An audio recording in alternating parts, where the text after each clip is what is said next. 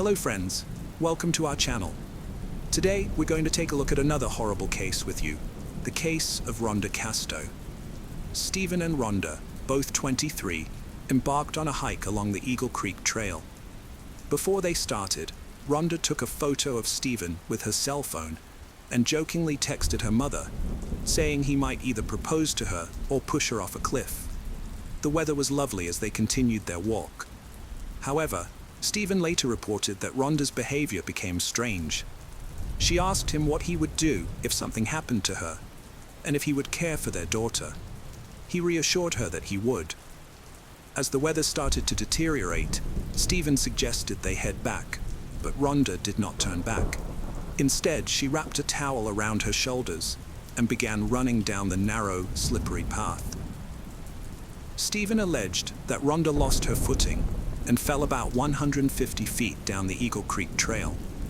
After her fall, Stephen claimed he hiked down to the ravine where she landed, but he had no cell service. He tried to call 911 but couldn't get through, so he left her behind, holding her body until he had to leave. Stephen says he hiked to the trailhead, where he finally reached emergency services for help. Later that day, rescuers retrieved Rhonda's body. However, Rhonda's family reported that Stephen showed no emotional response during her memorial service. Stephen disputes this, claiming he was overwhelmed with grief and continuously crying, but often withdraws from others when deeply upset. Following Rhonda's death, Stephen quickly gathered his and his daughter's belongings and relocated to the other side of Oregon to be closer to his own family.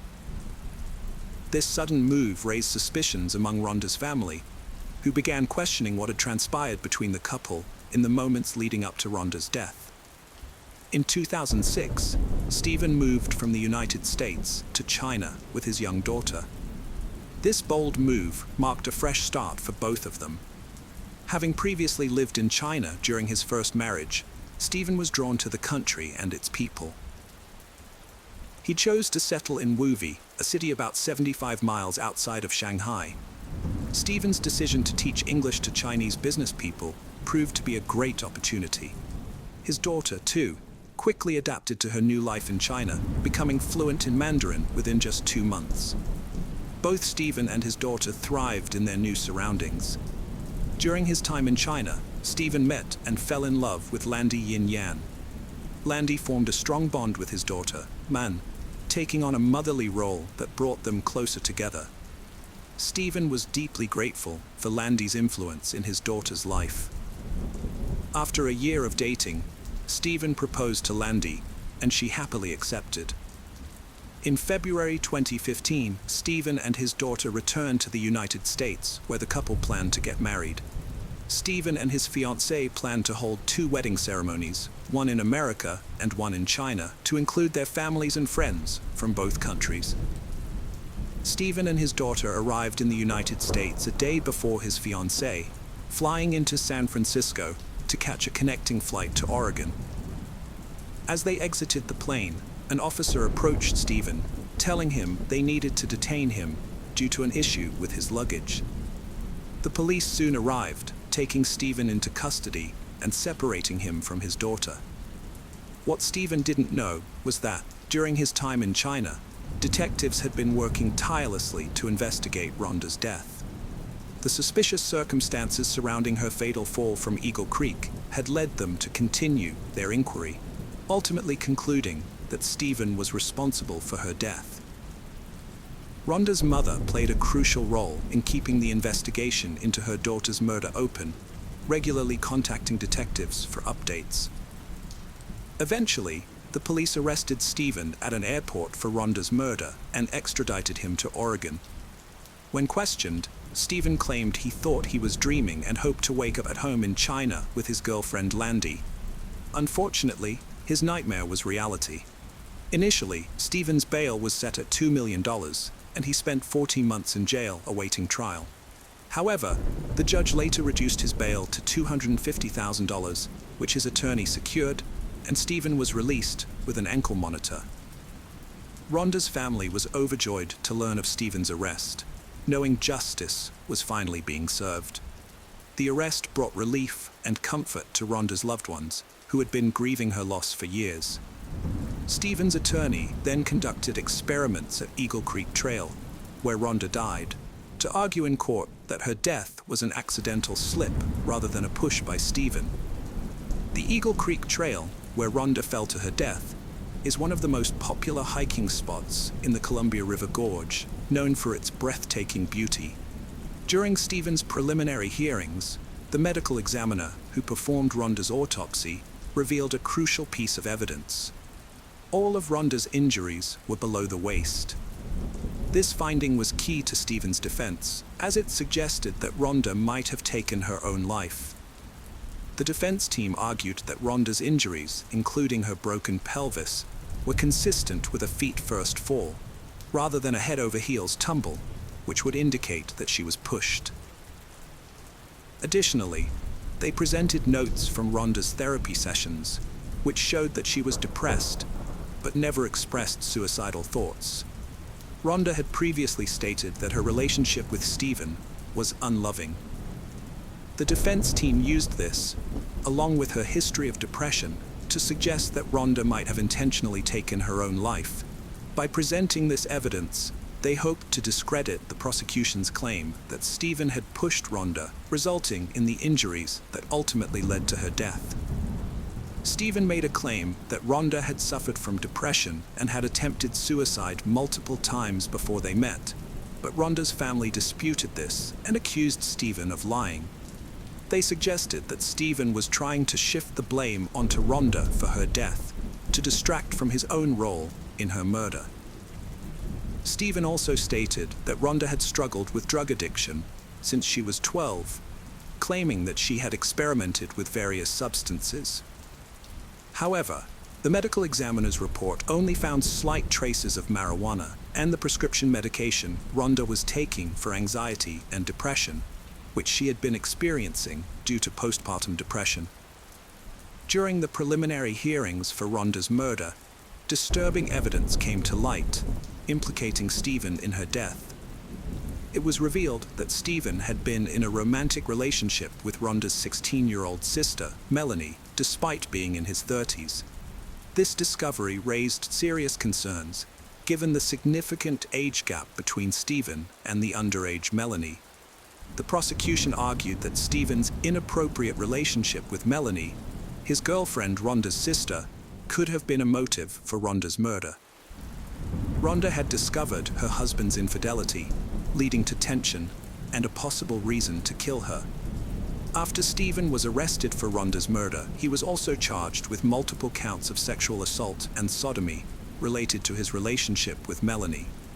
Before his murder trial, in 2005, Stephen pleaded guilty to 2 counts of sexual abuse, admitting to having sexual intercourse with Melanie twice. However, he later claimed that he was forced into making this admission and that it was false. Stephen said he only pleaded guilty because it would allow him to fight for custody of his daughter, and he was desperate to get her back. In contrast, the state alleged that the relationship between Stephen and Melanie lasted for over 4 years. Stephen eventually admitted to having a sexual relationship with Melanie, Rhonda's teenage sister. Rhonda sent a text message to her teenage sister Melanie, expressing her negative feelings towards Stephen. In the message, Rhonda called Stephen a piece of garbage and accused him of using Melanie to hurt her. This suggests that Rhonda was aware of Stephen's manipulative behavior, which her mother confirmed. According to Rhonda's mother, Rhonda loved Melanie and wanted to repair their relationship, which had likely been damaged by Stephen's actions. Evidence presented in court revealed that Stephen's relationship with Rhonda was not as perfect as he claimed. Additionally, the court learned of Stephen's disturbing past, including a deviant sexual history. Specifically, it was revealed that only 6 months after the death of his daughter Rhonda's mother, Stephen was arrested and charged with 5 counts of sexual abuse for allegedly touching a 13-year-old girl. Stephen denied the allegations against him, but later confessed to sending inappropriate text messages and a photo to the victim, admitting his actions were wrong and pleading guilty to sexual harassment. In court, evidence presented included photos of Rhonda's bruised back, taken by herself. Rhonda's friend testified that she had overheard arguments between Rhonda and Stephen when they were on the phone. Additionally, Stephen's ex-wife testified that he had previously attempted to harm her. Despite denying the allegations, Stephen was not charged in China. Rhonda's family, however, remains convinced that Stephen was responsible for her death, believing he was motivated by a life insurance policy he had taken out on her, which he had recently increased. Her mother shared her concerns, revealing that Stephen had suffered significant financial losses from day trading the previous year and was struggling financially. Additionally, those who knew Rhonda well can confirm that she adored her 9-month-old daughter, and it's unthinkable that she would have ended her own life by jumping from Eagle Creek in May 2017. Rhonda's family was stunned to learn that the state had reached a settlement with the defense, resulting in Stephen pleading guilty to criminally negligent homicide, a lesser charge than murder. Despite believing that Stephen had murdered Rhonda, the state's case was weak due to a lack of physical evidence proving he had pushed her from the Eagle Creek Trail.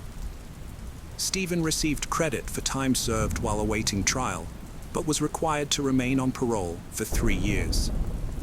After his release, Rhonda's family and friends felt that justice had not been served, believing Stephen should have faced harsher consequences for his actions. At Stephen's sentencing hearing, Rhonda's sister delivered an emotional impact statement, condemning Stephen for destroying their family and causing immense pain and sorrow. Rhonda's mother also spoke, expressing her bewilderment and frustration, saying that Stephen's actions had shattered their family and left them heartbroken. Stephen said he didn't push Rhonda, but took a deal because he was running out of time to regain custody of his daughter. He claimed he was willing to accept the consequences for his actions to protect his child. However, Rhonda's family and friends didn't believe him. In a 2018 interview, Stephen made a shocking claim about Rhonda's death. He said that when he found her on Eagle Creek Trail, she was still alive. The interviewer asked if Stephen had ended Rhonda's life to spare her further suffering. Stephen responded by asking a hypothetical question: if you shoot a suffering fellow soldier to end their pain, is that murder? He suggested that in some cases, such an act could be seen as justified, although still a form of homicide.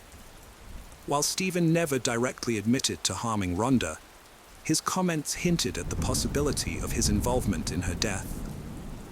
Rhonda's mother applied for Social Security survivor benefits in 2017 on behalf of Rhonda's infant daughter. She claimed the child lived with her and promised to use the funds solely for the baby's care. However, the state accused her of fraud, alleging that between 2010 and 2014, the child actually lived with her father, Stephen, not with Rhonda's mother as claimed. The state charged Rhonda's mother with stealing nearly $40,000 in government funds over 5 years. Her defense team argued that she was trying to prevent Stephen from gaining custody of his daughter and accessing a $1 million life insurance policy he had taken out on Rhonda's life. The defense also highlighted Rhonda's mother's struggle with depression, which worsened after Rhonda's death. They claim that she used marijuana to cope with her grief, which impaired her judgment and clouded her thinking. Rhonda's 53-year-old mother was sentenced to a month in a halfway house and 3 years of probation for stealing government funds. She had pleaded guilty to the crime and was also ordered to repay the $39,100 she stole. Rhonda and Stephen's daughter was placed in foster care in October 2015, after the Department of Human Services took custody of her. This happened because Stephen pleaded guilty to sexually abusing a 13-year-old girl, which led an Oregon court to terminate his parental rights. However, Stephen is appealing this decision. The case of Zoe Hastings. Zoe Hastings was born on November 21, 1996, in Kansas, as the oldest of 5 children. She was a responsible sibling, often putting her parents' needs before her own.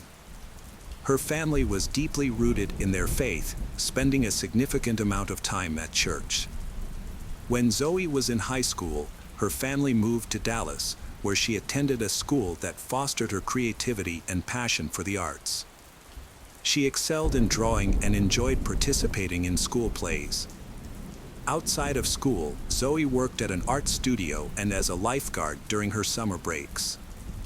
After graduating, Zoe had the opportunity to attend top universities, but she decided to delay her education to focus on her church. In October 2015, at the age of 18, Zoe was preparing for a mission trip with her church. She planned to attend the Sunday service to discuss the trip's details. Zoe left her house around 4:40 p.m. in the family minivan, promising her parents she would return for dinner. However, she failed to come back, which was unusual for her. Zoe's parents tried to reach her after the service, but she didn't respond to their messages or calls. They then contacted her friends, thinking she might have visited someone, but no one had seen her. As the evening wore on, her parents grew increasingly worried and decided to call the church to see if Zoe had shown up there. However, they were surprised to learn that Zoe had never arrived at the church. This was highly unusual behavior for Zoe, as she had always kept her parents informed of her current whereabouts and had never disappeared without explanation. So they drove themselves to the police station to report Zoe missing, and the police began the search. The police spent all night retracing the route from Zoe's house to the church, but found no sign of Zoe. Using an iPhone tracking app, police were able to locate her phone. They discovered Zoe's phone just a few hundred yards from the church, near a small creek across the street. Zoe's parents rushed to the creek. An officer approached them and informed them that a car accident had been reported a few hours earlier and that police had received a call from a witness walking a dog. That witness claimed that a man had approached him and said that a woman had been injured in a car accident near the creek. The witness rushed to the scene and found a woman lying in a pool of blood, so he called 911. As the police investigated, they quickly identified the victim as Zoe Hastings. However, it soon became clear that she had not died as a result of the accident. The evidence suggested that she had been murdered. Zoe's body was found a short distance from the minivan, which was partially submerged in the creek. There was a significant amount of blood near her body, and police observed multiple cuts on her neck. Her dress was pulled up, and her underwear was rolled down, leading detectives to suspect that the killer had likely assaulted and abused her. The police prevented Zoe's parents from approaching her body, shielding them from the gruesome scene. As they investigated further, they discovered several clues. Notably, all the minivan doors except the driver's side were locked, suggesting that the perpetrator may have driven the vehicle themselves or approached Zoe directly at the scene. Beneath the bridge, about 10 feet from the creek, a blood-stained knife was discovered. It's likely that this was the weapon used in Zoe's murder. By examining her phone records and GPS data, investigators established that Zoe had arrived at the creek by 5:01 p.m. after leaving home at 4:41 p.m. GPS revealed she drove there in approximately 20 minutes, indicating her death probably occurred within a few minutes of arrival. To account for this timeline, investigators reconstructed her activities that afternoon, tracing her stops from leaving her home. During the examination, investigators uncovered evidence. Zoe visited the nearby DVD rental store after departing home. To return a DVD she borrowed from that rental shop situated beside a Walgreens, near her place of residence. More than 50 people near that area had confirmed it. Among them had been Lester Clark, a tattoo shop employee who had worked next door to the DVD store. It wasn't until a few hours after work around 4:45 p.m. that Lester revealed he had seen a female customer who had been shopping at the store and had approached her. Lester admitted to having witnessed Zoe going to the DVD rental store. Lester added that he saw a man behaving suspiciously near the crime scene. Lester, described the man as short and heavily built and African American. However, Lester was too far away to notice any other distinguishing features. Later that evening, Lester saw the same man walking towards the store alone. The second witness, Gary Whitman, a homeless man, corroborated Lester's account. At around 4:45 p.m., Gary saw a woman approaching a white minivan in the parking lot. A man then approached her from behind, preventing her from entering the vehicle. The man showed her something from his pocket, and the woman subsequently got into the car, moving to the passenger seat. The man then drove away. Gary also described the suspect as short and heavily built, and African American, and found the situation highly suspicious. He went into the store and asked the clerk to call 911, but it is unclear if the clerk made the call. During the investigation, experts made several key discoveries. A forensic pathologist examined Zoe's body and found a small amount of male semen, indicating that Zoe had been sexually assaulted before being murdered. However, the amount of semen was too small to conduct a full DNA analysis. Investigators analyzed Zoe's car for any foreign fingerprints on the doors or steering wheel, but found none. This discovery, combined with witness statements, suggested that the killer may have driven Zoe away in her minivan. However, the lack of fingerprints did not mean that the killer did not drive the car, as they may have wiped down the surfaces after the crime. When examining Zoe's body, investigators found several hairs, but they were too small to extract a full DNA sample from. However, a breakthrough came when a DNA sample was found on a knife near the crime scene. The DNA was matched to 34-year-old Antonio Cochran, who had a violent criminal history, including arrests for theft, assault, and home invasion. 1 year before the murder, Antonio was accused of sexually assaulting a 17-year-old girl, the daughter of his girlfriend. According to the girl, Antonio offered her a ride, but took her to a secluded area and assaulted her. He was arrested and claimed that the sex was consensual, but the prosecution was unable to prove his guilt, and he was acquitted. Antonio became the prime suspect in the murder investigation. As a result, he was arrested. However, during the interrogation, Antonio denied any involvement in the crime. To gather more evidence, investigators collected a DNA sample from Antonio and compared it to the semen found on the victim's body. Unfortunately, both DNA samples were too small for a full analysis, so the experts used a different method. The partial DNA profiles from the hair and semen were then compared to Antonio's DNA. The results showed that it was matched, but not definitively. Meanwhile, detectives searched Antonio's smartphone and found some incriminating text messages. On the day before the murder, Antonio sent a message to a friend he lived with, stating he was moving out and would never see him again. At 1:48 a.m. the next day, Antonio sent another message to his ex-girlfriend, telling her that his stepmother had died right in front of him. But this information was later found to be false. In the hour leading up to Zoe's death, Antonio sent 2 texts to another woman, revealing that he had been drinking, driving around the city, and crying. These messages were his last before the incident. Later that evening, at 9:30 p.m., Antonio texted a friend, expressing confusion and despair about his life. The next day, he sent a message to his ex-girlfriend, stating that his life was over and that she would soon understand why. Detectives investigating Antonio's online activities found that he had visited local news websites over 30 times before his arrest, with a particular focus on the crime sections. Notably, 5 of these access were directly related to articles about Zoe's murder. This was unusual, as prior to the death of Zoe, Antonio rarely visited news sites.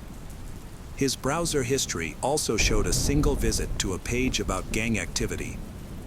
Further investigation of Antonio's smartphone revealed GPS data that, at 4:34 p.m., Antonio's phone connected to a cell tower covering the area where the store was located, coinciding with the time Zoe was there. Although this data was not conclusive evidence, it suggested that Antonio's phone was in the vicinity of the store just minutes before Zoe left the parking lot. This was significant, as Antonio's home was far away, and his phone had been connected to a different nearby tower throughout the day. Detectives discovered that Antonio had started working at a grocery store just 3 days before the incident. However, on the day after the murder, he skipped his shift without providing any explanation. Despite the extensive circumstantial evidence against Antonio, the strongest evidence remained his DNA on the knife handle. Nevertheless, this evidence alone might not be enough for a conviction, as merely holding a knife does not prove involvement in the murder. It is possible that Antonio used the knife in a different context, and someone else could have used it to commit the crime. Since no other evidence was found, detectives decided to proceed with the case and take it to court.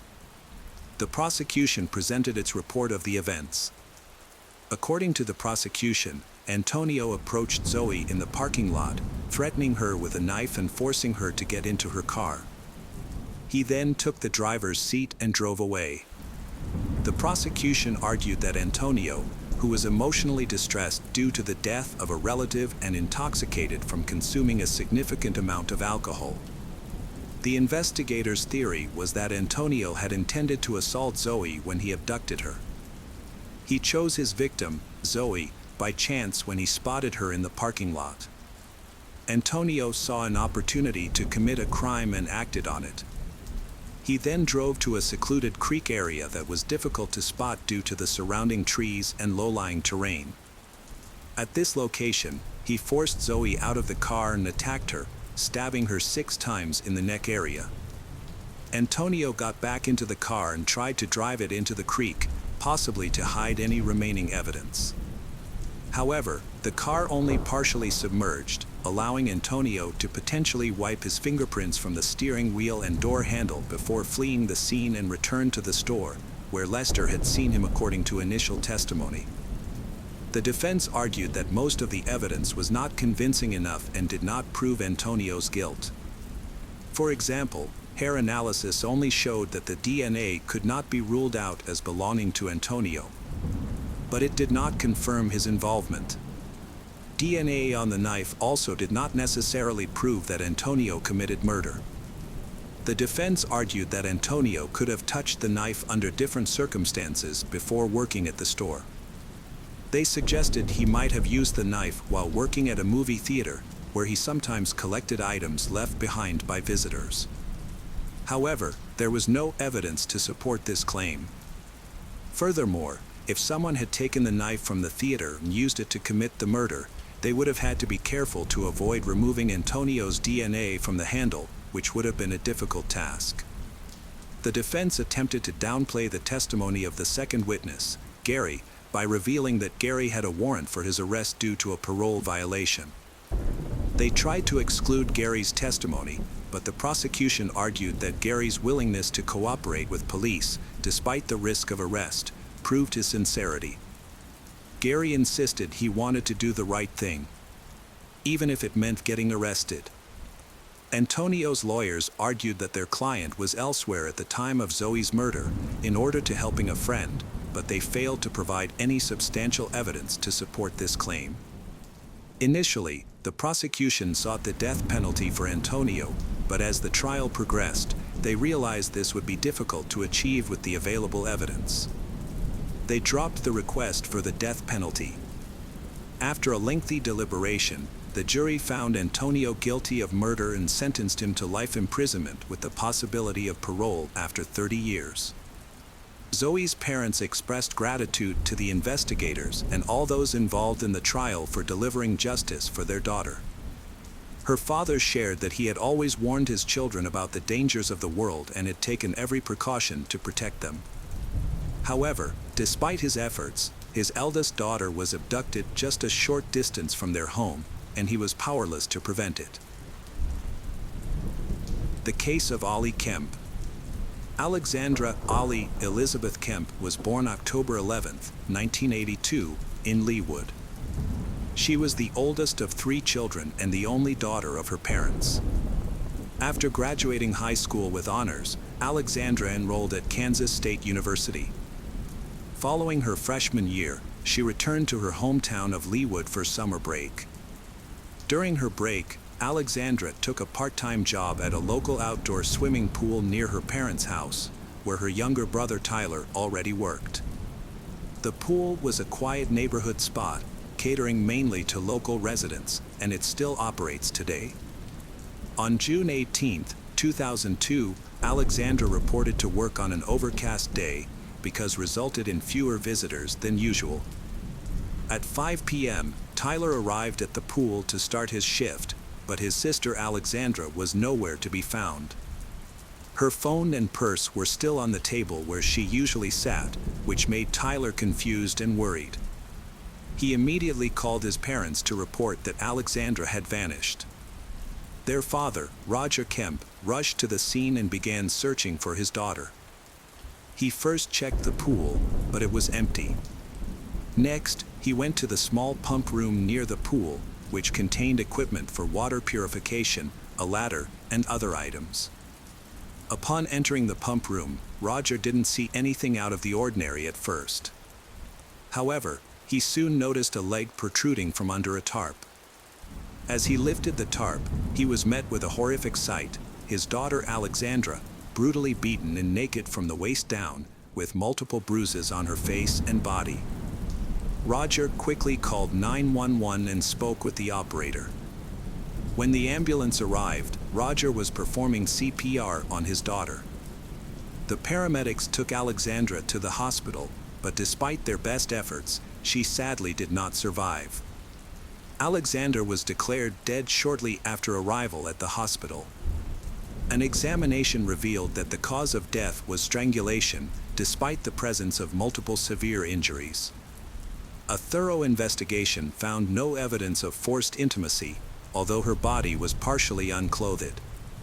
The police collected DNA samples from Alexandra's body and secured the pool area, searching for clues to identify the perpetrator.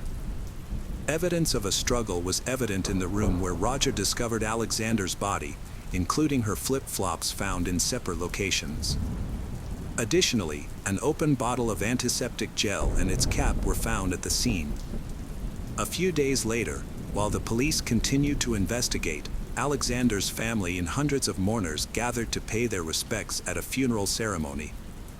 Phil Howes, Alexandra's boyfriend since high school, was initially suspected in her death.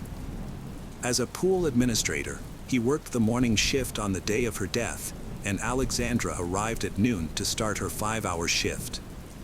Although Phil often stayed after work to spend time with Alexandra, he left promptly after his shift that day because they had plans for the evening. Despite being an early suspect, Phil had a solid alibi and was quickly cleared by the police. In an interview with detectives, Phil mentioned that Alexandra often felt uncomfortable being alone at work because some of the lawn maintenance workers would stare at her and try to flirt. The police investigated the lawn workers, but each of them had an alibi. However, the inquiry wasn't entirely fruitless. Several workers reported seeing a suspicious man with a video camera lurking in the bushes near the pool the day before Alexandra's death, apparently watching the female lifeguards in swimsuits. The police were given conflicting reports about Alexandra's final hours. Some people said she left the scene in an old Ford pickup truck, while others mentioned different circumstances. A study of Alexandra's mobile phone activity revealed that she had made plans with a friend, Laurel, to meet on the day she died. However, Alexandra didn't show up. When Laurel went to the police station to give her account of events, she explained that Alexandra had asked her to come to the pool to keep her company until her shift ended. According to Laurel, the pool was empty that day due to the poor weather, which made Alexandra anxious. When Laurel arrived at the pool at around 2:30 p.m., she didn't see Alexandra anywhere. Instead, a man she didn't know emerged from the pool house and waved at her with a smile. Laurel thought this man might be Alexandra's boss, and she decided to leave so as not to get her friend in trouble for socializing during work hours. At the time, she had no reason to think that anything was amiss. The police investigation led them away from Alexandra's workplace and to a completely different suspect. As a witness, Laurel provided a detailed description of the person she believed committed the crime. The police used this description to create a sketch of the suspect, who was identified as a white man around 30 years old, with a stocky build, short brown hair, and driving a 1980 Ford pickup truck. The suspect's identity was narrowed down when someone recognized the description as matching James Strader, a local mechanic who owned an old Ford pickup truck. James was questioned by the police and appeared to match the sketch, but he denied any involvement in Alexandra's death. His employer verified his alibi, stating that James was at work on the day of the murder. As a result, James was released from custody. While the police had eliminated James as a suspect, forensic analysis of evidence collected from the crime scene revealed male DNA on an antiseptic gel tube and on Alexandra's body. Unfortunately, the DNA did not match anyone in the police database, leaving the case still unsolved. Alexandra's family, friends, and boyfriend were ruled out as suspects after DNA tests showed no match with the DNA samples found on her body.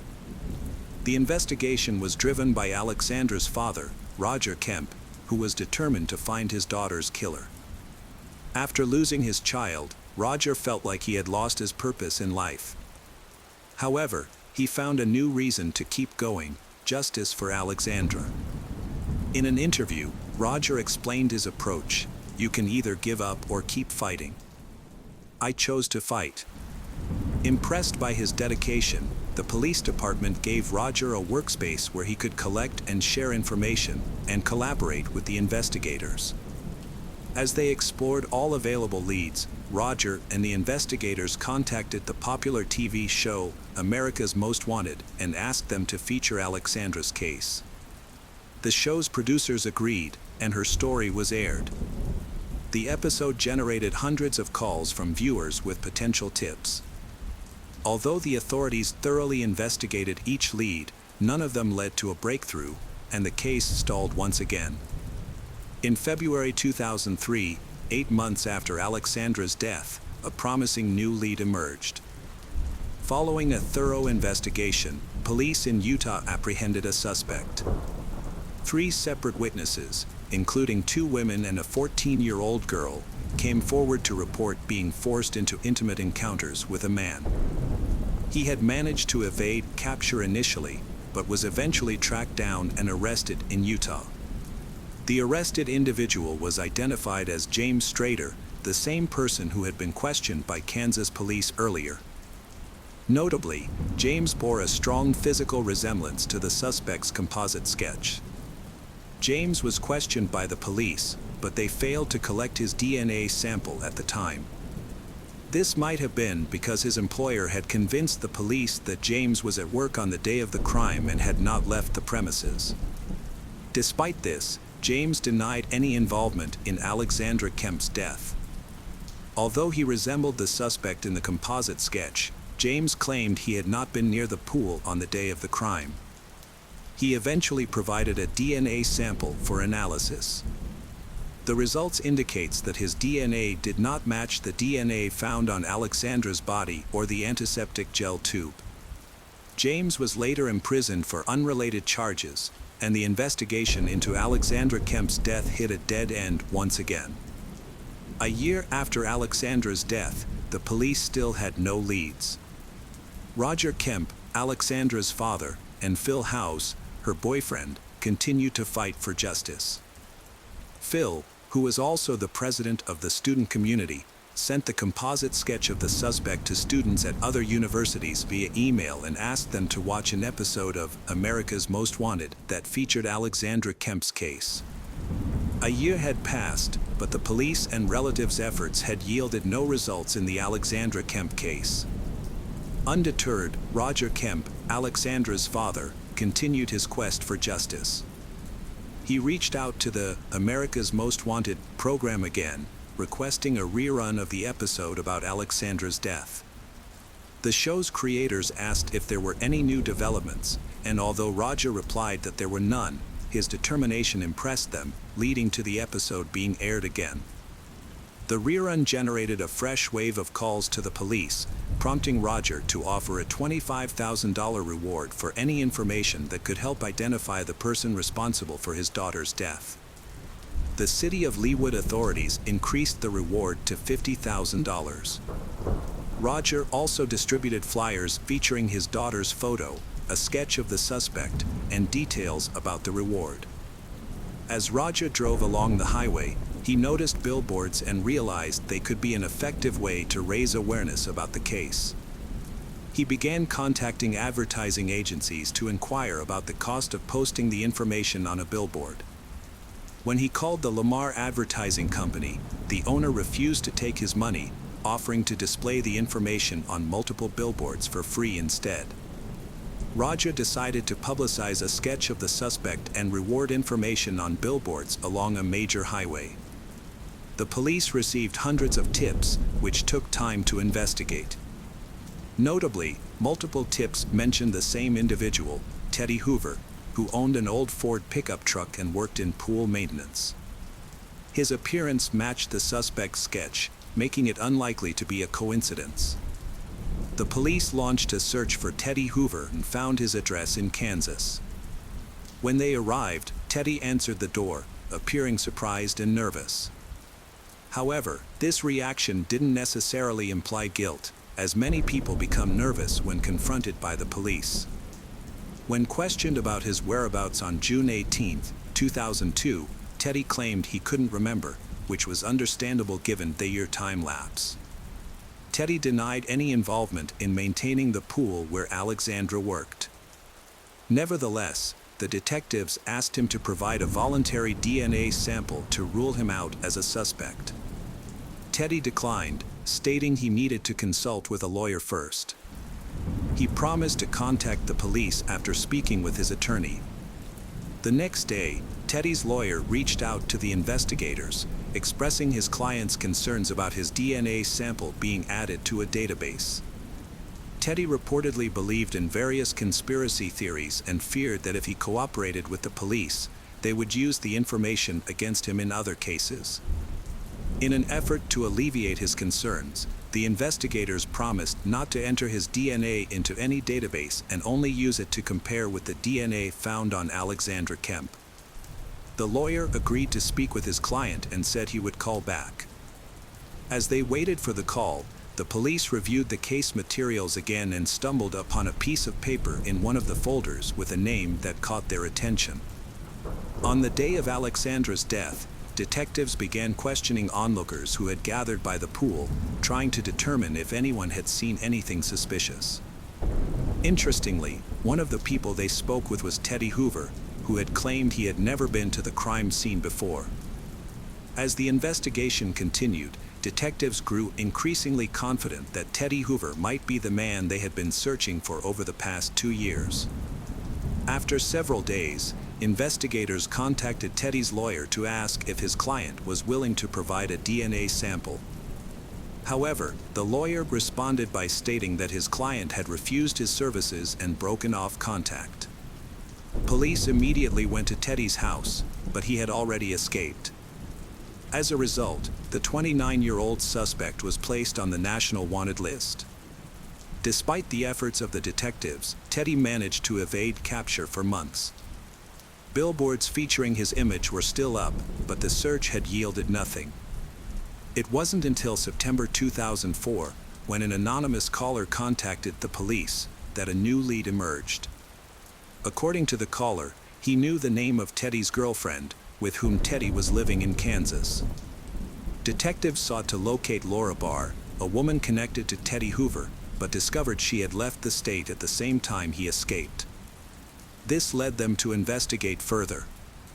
The U.S. Postal Service informed the Kansas State Police that Laura was receiving mail in Litchfield, Connecticut, along with a man named Benjamin Appleby, at the same address. The house where they resided was secluded and located in a rural area. Authorities suspected that Benjamin Appleby might be an alias for Teddy Hoover. To aid in the investigation, detectives from Leawood contacted the Connecticut State Police, requesting their assistance in locating Benjamin.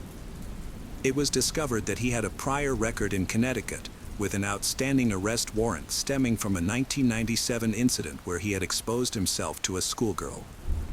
However, Benjamin had evaded capture and fled the state. With the existing warrant, detectives proceeded to the address associated with Benjamin's mail. Upon arrival, they found him at home and immediately took him into custody. As suspected, Benjamin Appleby was confirmed to be Teddy Hoover.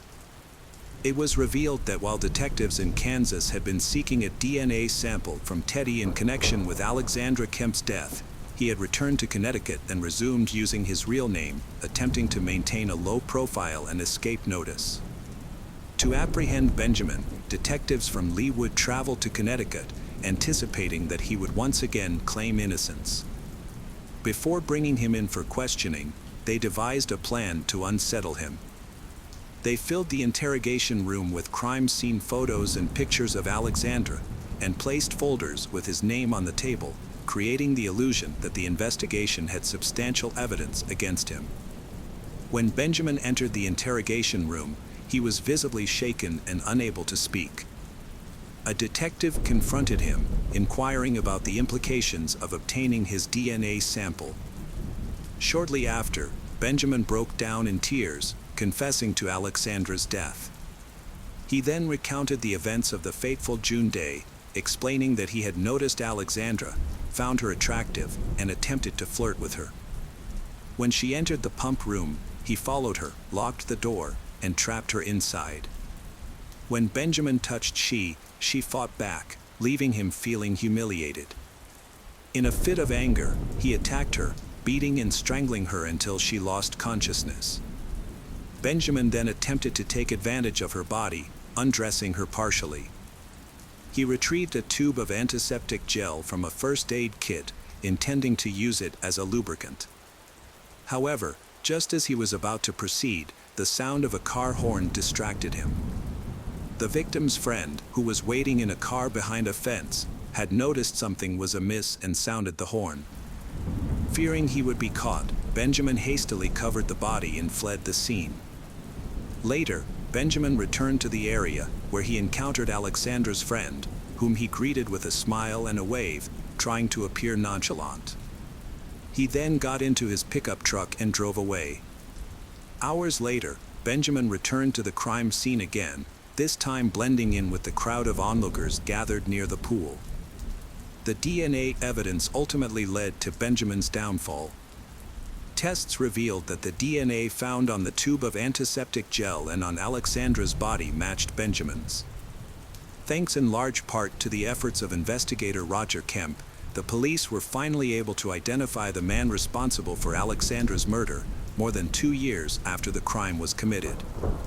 Benjamin Appleby claimed he initially wanted to plead guilty to avoid putting Alexandra's family through further emotional distress. However, at his first court hearing, he suddenly declared his innocence, stating that his confession was made under duress. Despite this, DNA analysis revealed that his DNA was the only sample found on the victim's body, making it difficult to dispute his involvement. Benjamin's lawyers attempted to argue that their client did not intentionally take Alexandra's life, admitting that he was responsible for her death, but claiming it was not premeditated. However, forensic experts pointed out that Benjamin had strangled Alexandra for approximately 10 minutes, during which time he could have stopped but chose not to. The prosecution argued that Benjamin's sole intention was to observe Alexandra. On the day of the incident, June 18, 2002, the pool area was empty due to cloudy weather, allowing Benjamin to take advantage of the situation. He was found guilty by a jury in December 2005 and sentenced to life imprisonment with the possibility of parole after 50 years, as well as an additional 19 years for attempting to force Alexandra into intimacy. In 2019, Benjamin appealed the decision, but the court upheld the life imprisonment sentence for first-degree murder. The Court of Appeal also ruled that the attempt to force Alexandra into intimacy was already taken into account during the initial sentencing. Benjamin was sentenced twice for the same crime, prompting the court to overturn the second conviction. However, even if Benjamin is released on parole, he will be 81 years old by that time.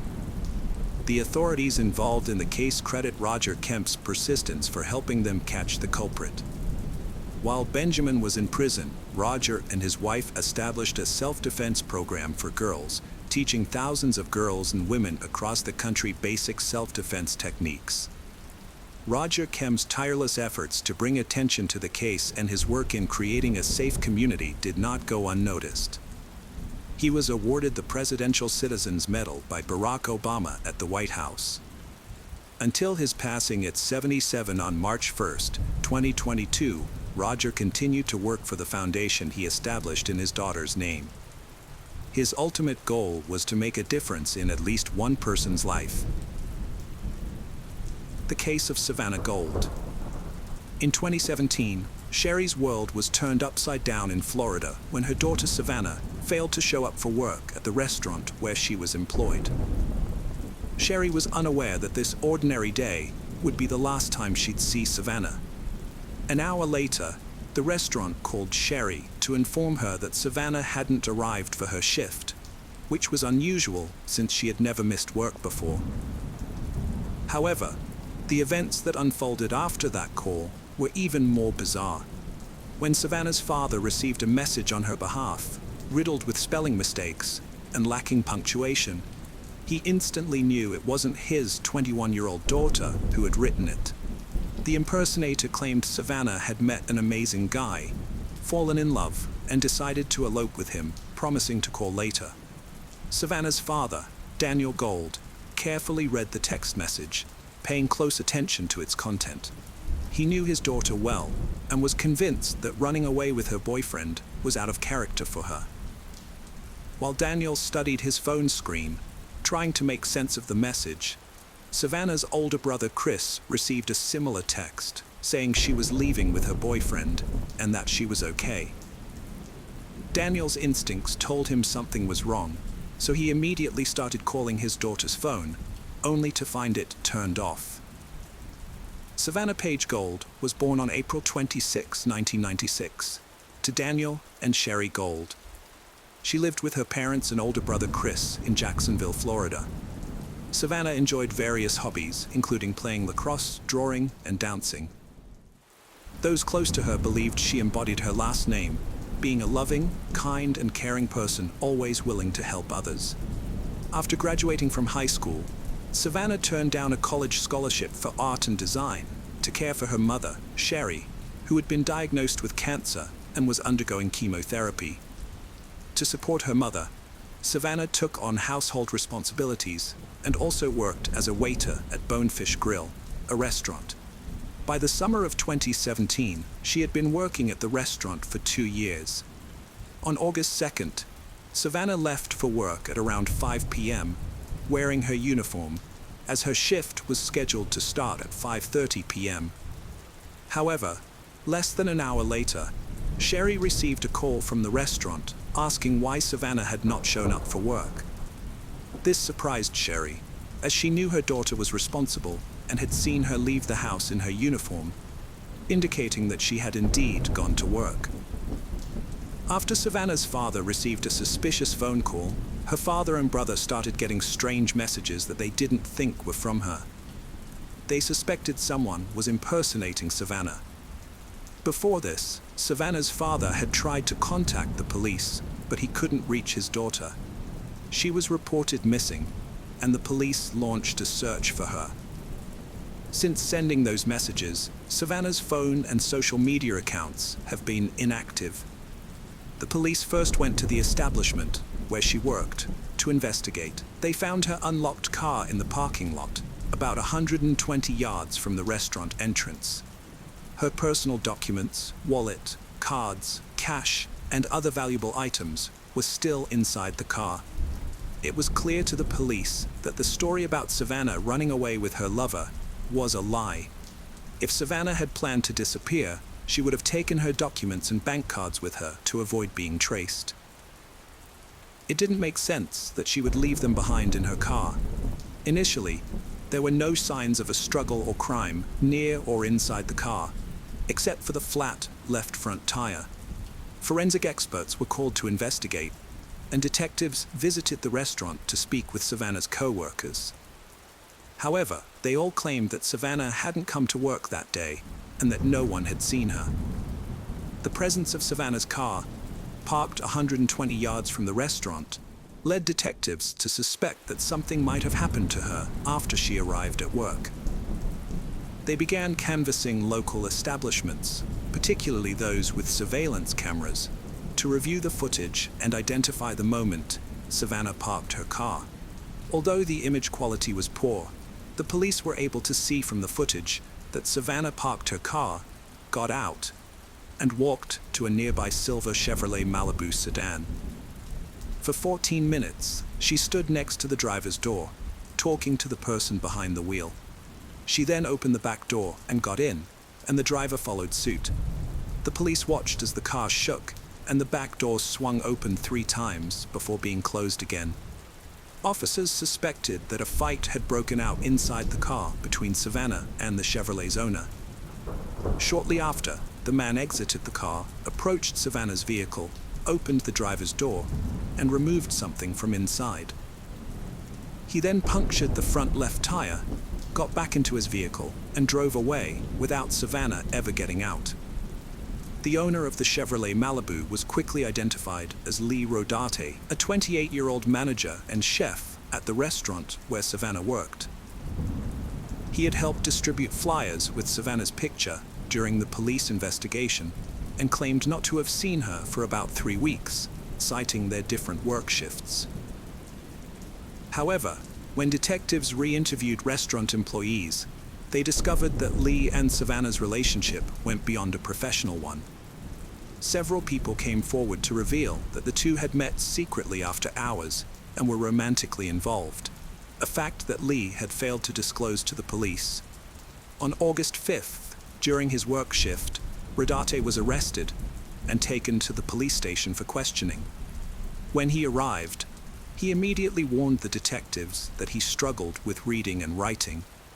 In response, they thoroughly explained his rights, including his right to an attorney, and the fact that anything he said could be used against him in court. Rodarte then admitted that he had previously lied to the police when they interviewed the restaurant staff, saying he hadn't seen Savannah in a long time. In reality, he had seen her on the day she went missing, but he was afraid that if he told the truth, he would become a suspect in her disappearance, which is why he had lied. Lee said he had met Savannah about 2 years ago when she started working at the restaurant. However, their socializing outside of work began around 8 months ago. At that time, he was already in a relationship with someone named Chelsea. When Chelsea discovered he had been unfaithful to her, she ended their relationship. Rodarte claims he dated Savannah for 3 months before she started using illegal drugs, which led him to end their relationship and reunite with Chelsea. Following the breakup, Rodarte and Savannah allegedly agreed to maintain a professional relationship limited to their work at the restaurant, as per company policy prohibiting romantic relationships among employees. Rodarte also states that Savannah had disclosed their intimate relationship to other waiters, with the intention of getting him fired. Lee last saw Savannah on a Wednesday afternoon. He drove to the mall on August 2nd to talk to her and persuade her not to spread rumors about their relationship, as he feared losing his job at the restaurant, where he had worked for 5 years. When he met her, Savannah had just taken a strong substance and was panicking, so she asked if she could sit in his car for a bit. Once inside, Lee demanded that she stop telling people they were still dating. Savannah asked him to join her in the back seat so they could talk. After moving to the back seat, Lee again asked Savannah to stop spreading rumors, but she refused, saying she would do as she pleased. This response infuriated Lee, who then got out, slashed a tire on Savannah's car, and returned. When Savannah asked why he had done it, Lee admitted he was upset and angry. Next, as Rodarte claimed, Savannah exited his vehicle and headed towards the mall entrance, but didn't reach it. Instead, she got into an old green Ford pickup truck with tinted windows. At this point, she was holding her phone. However, detectives were aware that Savannah never left Rodarte's car and that he was lying. Unbeknownst to Rodarte, the police had surveillance footage that disproved his claim, showing no Ford pickup truck and Savannah remaining in his car. When asked about subsequent events, Lee stated that he drove home, even detailing the streets he took. Notably, the man had scratches on his arms and neck, which he attributed to a workplace injury when questioned about their origin. When detectives directly asked Rodarte about Savannah's whereabouts, he claimed to have no knowledge. The detectives adjusted their questioning strategy. At first, they listened attentively to his stories, showing interest, but soon they applied gentle pressure. They informed him straightforwardly that evidence contradicted his claim that Savannah had exited his car. After a brief time, Rodarte altered his statement, asserting that he and Savannah had gone to his residence, and then she departed. The detectives remained skeptical and urged him to reveal the entire truth, considering Savannah's family's well-being. Rodarte ultimately admitted to fatally snapping Savannah's neck during a backseat argument in his vehicle. Following their departure from the parking lot, he sent messages to Savannah's father and brother from her phone before discarding it out the window. Rodarte returned the body to his property, intending to dispose of it by fire, but he soon discovered it wasn't as simple as he thought. Instead, he dug a hole and buried the body, only to later exhume it, wrap it in a blanket, and drive approximately 8 miles from the restaurant to a nearby pond, where he discarded the body. Although the autopsy couldn't determine the exact cause of Savannah's death, the examination revealed that her neck wasn't broken, as Rodarte had claimed, and no illegal substances were found in her body. However, forensic experts discovered that the thyroid cartilage in Savannah's throat was fractured, suggesting strangulation, and roughly 75% of her body exhibited fire damage. Despite confessing to the crimes, Rodarte maintained his not guilty plea on charges of second-degree murder, tampering with evidence, and abuse of a dead body. The autopsy revealed that the condition of Savannah's body was too compromised to determine an exact cause of death. Contrary to Rodarte's claims, her neck was not broken, and no illegal substances were found in her system. However, the autopsy did indicate that Savannah was strangled, as her thyroid cartilage was broken and approximately 75% of her body had been burned. Rodarte's confession was revoked at trial, where he claimed he acted in self-defense, alleging that Savannah had initiated the strangulation. This reversal put Savannah's family through additional trauma, forcing them to attend numerous court hearings. Cher Gold, Savannah's mother, has battled recurring cancer during this ordeal, but she remains committed to attending every hearing alongside her family. They have been present at 26 out of 27 hearings, enduring the emotional toll of facing Rodarte, the man responsible for their daughter's death. The family's primary concern now is to bring this painful process to a close and secure justice for Savannah. Lee Rodarte was not the only family member to be charged with murder. In 2016, a year before Lee committed his crime, his sister Amber Camarillo, then 26 and still known by her maiden name Rodarte, shot and killed a woman during a dispute over a car. She received a 20-year prison sentence. Lee Rodarte was offered a plea deal, which required him to plead guilty to second-degree murder in exchange for a 40-year prison sentence. In return, the charges of tampering with physical evidence and abuse of the body would be dropped. After consulting with his attorneys, Rodarte accepted the deal and was sentenced to 40 years in prison on March 11, 2021. Following the verdict, Savannah's family expressed gratitude to everyone for their support. Daniel Gold stated that they loved Savannah and were overwhelmed to discover how many others also cared for her. The case of Susan Reinert. Susan Reinhardt, affectionately known as Sue, was born in 1943 in the town of Ridgeway in northwestern Pennsylvania. Her father, William Gallagher, worked as a newspaper sales manager, while her mother, Jane Gallagher, was a dedicated teacher. From an early age, Susan showed a passion for learning and a strong love of literature, suggesting that she might follow in her mother's footsteps into the field of education. While studying at Grove City College, Susan met a young Air Force recruit named Kenneth Reinhardt. Although their meeting was simple, it had a profound impact on her life. Susan and Kenneth's relationship deepened as they both pursued higher education. After much effort and determination, Susan graduated from college with a bachelor's degree.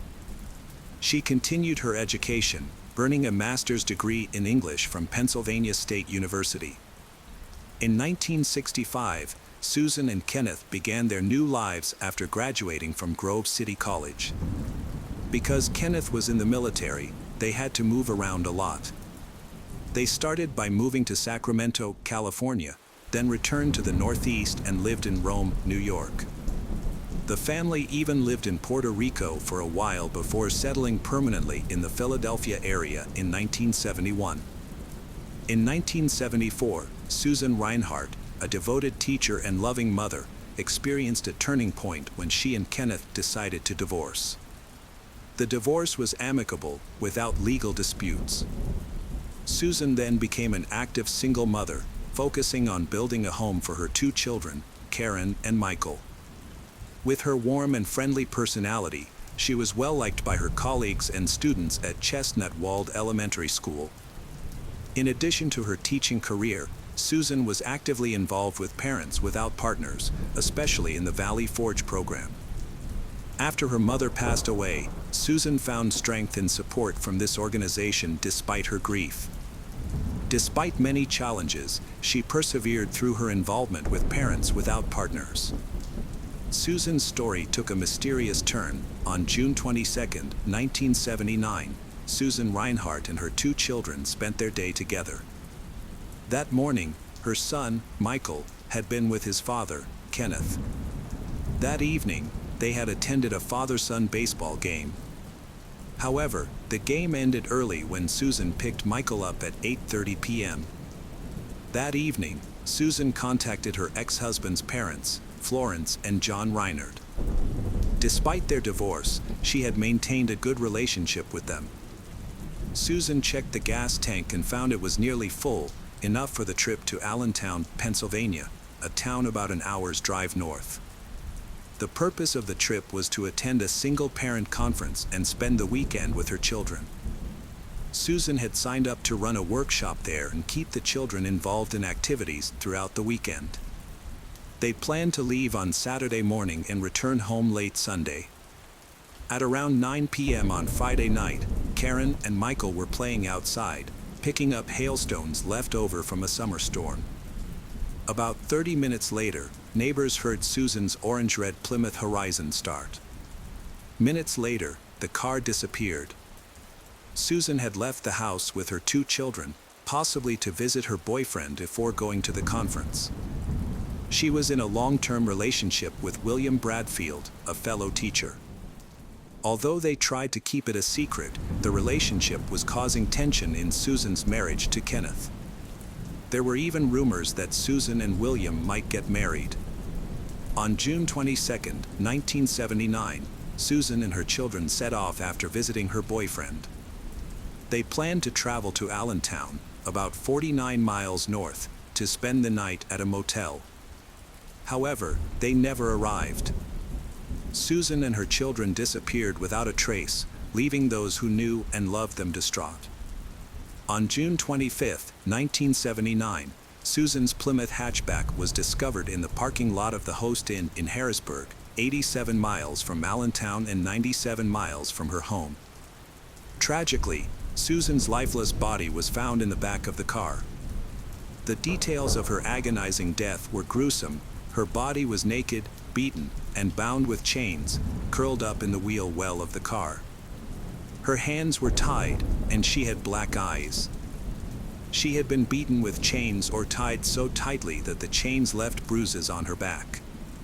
More frighteningly, she had been injected with a fatal dose of morphine. The whereabouts of her 2 children, however, were unknown. They had seemingly disappeared without a trace.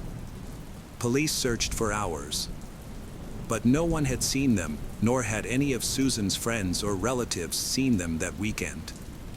So, the police began investigating further. They posted pictures of the Reinert family in newspapers for weeks, looking for any clues about the children. The investigation discovered that Susan had named William Bradfield, the man she thought she was going to marry, as the beneficiary of $730,000 in life insurance policies. This raised suspicions that her children might have been murdered so he could receive the money. However, William Bradfield had a solid alibi, as he was in Cape May, New Jersey, the weekend Susan was murdered and her children went missing. Several teachers were present and confirmed his whereabouts. The police then turned their attention to Upper Merion High School, where Susan worked, as the school was experiencing problems. Principal Jay Smith was embroiled in a scandal. He had served as principal until he was fired the previous year after being arrested at a local shopping center. In his Ford Granada, police discovered loaded handguns, a balaclava, and burglary tools.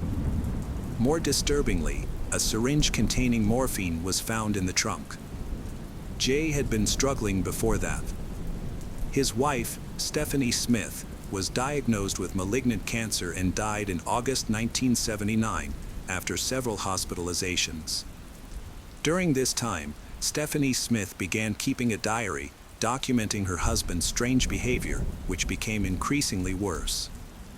Jay became involved in intimate groups and changed sexual partners, which Stephanie Smith did not approve of, and this seemed to lead to even more disturbing behavior.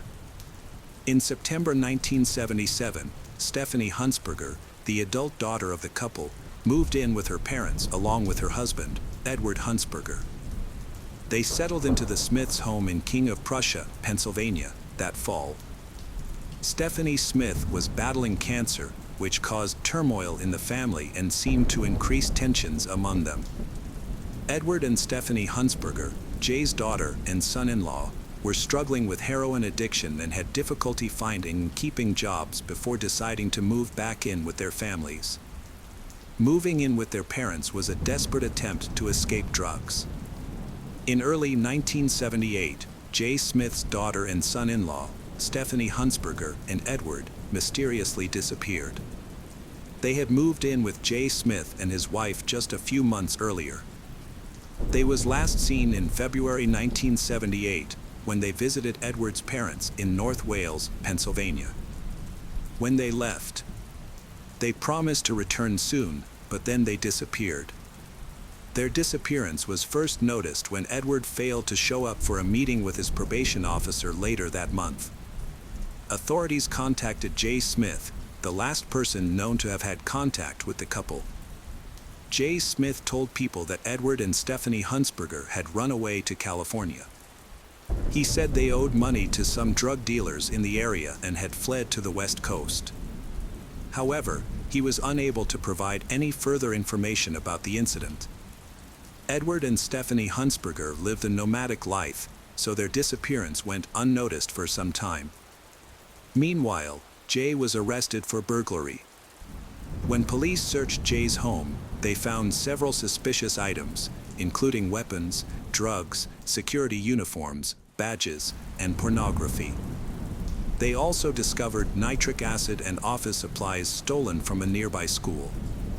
Jay was suspected of being involved in recent armed robberies.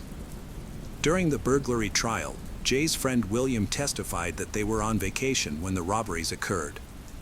However, the jury did not believe this testimony. Jay had a bad reputation in Upper Merion and was known as the Prince of Darkness. Jay Smith was eventually sentenced to 2 to 5 years in prison on June 25, 1979, for a series of store robberies that took place in the late 1970s. During the investigation, Jay was arrested for burglary.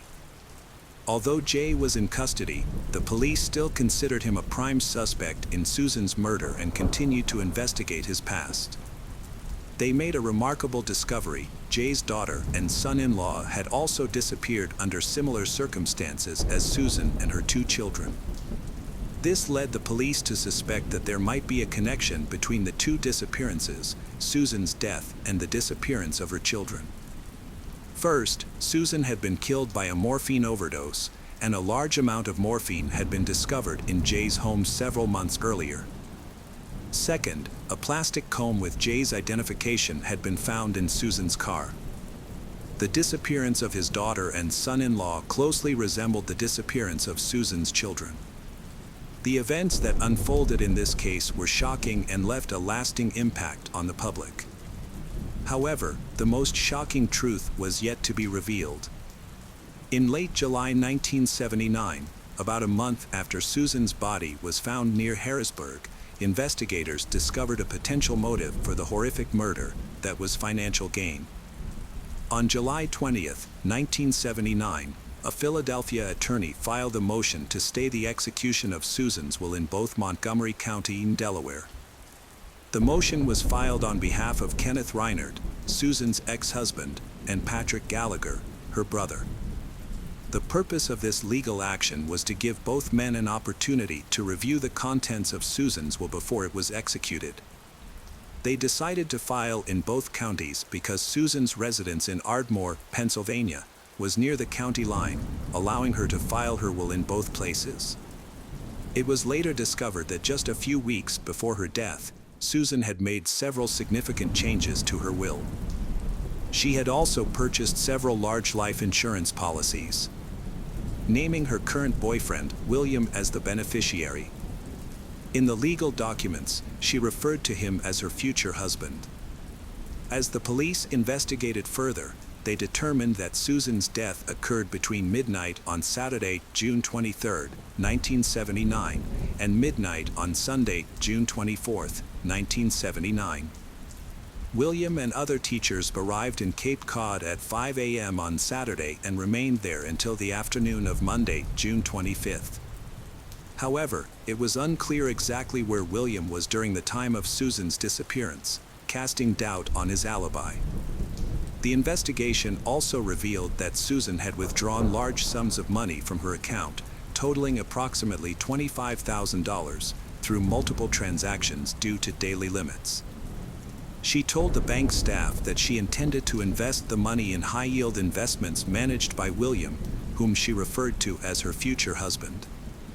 What Susan did not expect was that she was just one of many women in William's life.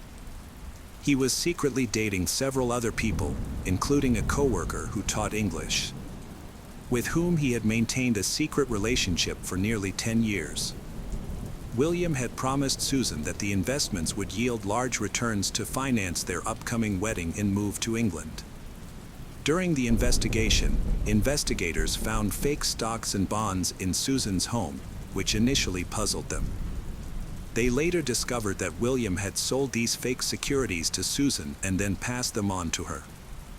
These securities were mostly related to fictitious and worthless companies, suggesting that William had been deceiving Susan for a long time.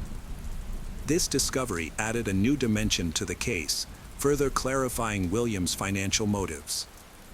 In March 1980, William was called to testify in a civil lawsuit. During his first appearance, he refused to answer questions directly and referred questions to his legal counsel. Although William's attorneys denied that he had taken Susan's money, they were willing to negotiate with the state to settle the matter and handle Susan's $1 million will. By June 1980, William had officially testified in court for the first time. He denied most of the allegations related to the case, insisting that his relationship with Susan was not as serious as she had told her relatives. He also denied any plans to marry Susan later that year, contrary to what Susan had shared with her close friends. William made unsubstantiated allegations about Susan's relationship with Jay Smith, the former principal of Upper Marion High School, although there was no evidence to support these claims. On the contrary, many of Susan's relatives and friends confirmed her long-term relationship with William. It should be noted that J. Smith was in prison during the trial. William did not explain why Susan chose him as the heir to her $1 million-plus estate. Instead, he described Susan as unreliable and troubled. William also blamed Susan for her problems and claimed that he was only helping to solve her problems, especially in the civil lawsuit over the missing $25,000. In June 1980, Susan's brother and ex-husband filed a separate lawsuit. They wanted to recover the entire $450,000 insurance policy that Susan had received a few weeks before her death. The intention was to put the money in a trust fund to conduct their own investigation. The case was complicated and full of unexpected events. On February 20th, 1981, William was arrested by the police on 3 charges, 2 counts of theft and 1 count of conspiracy.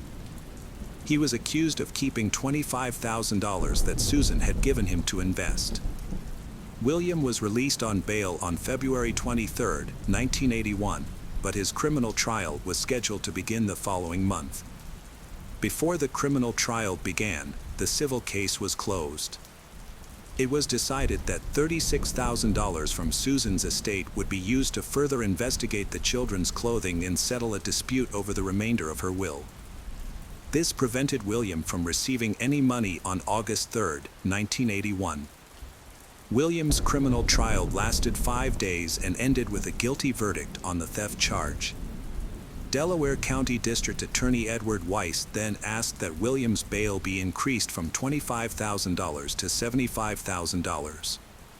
The reason was that they believed this sentence increased the risk of William fleeing, especially since there was a possibility that he would be charged with murder. Judge Robert A. Wright granted this request. On April 6, 1983, William was arrested by the Pennsylvania State Police on several felony charges, including 3 counts of murder, attempted murder, kidnapping, conspiracy to kidnap, and obstruction of justice. The jury concluded that William knew about the plan to kill Susan and her children and was involved in the crimes. Although J. Smith was believed to be involved, he was not charged at the time. Part of the indictment was based on the testimony of Proctor Noel, a fellow inmate, who stated that during a game of chess, William confessed to his involvement in the murders. The arrest of William Bradfield in April 1983 was a major step in the investigation of the case. Although there was no physical evidence linking William to Susan Reinert's death or the disappearance of her children, prosecutors were confident in the case. William's previous burglary convictions and his connection to the suspected body dumping led to more serious charges in the 1980s. J. Smith, who was serving time for other crimes, was forced to testify before a grand jury despite invoking his Fifth Amendment right to remain silent. William Bradfield was also called to testify in 1984, but details of his testimony have not been released. The hearing was reportedly related to the disappearances of Stephanie Hunsberger and Edward Hunsberger, Jay's daughter and son-in-law. In April 1985, Jay was asked to provide handwriting samples to compare with old documents that might be related to the plan to kill Susan Reinert. This investigation led to Jay's arrest on June 25, 1985, exactly 6 years after Susan Reinert's body was found. Jay was charged with 3 counts of first-degree murder and held in custody while awaiting trial. In 1984, Joseph Wambaugh, a well-known crime author, published a book about the case. The book supported the theory that Jay was the killer. A television movie based on the book was later produced, bringing the case to national attention. Jay maintained his innocence throughout his imprisonment. He appealed and accused William Bradfield of framing him.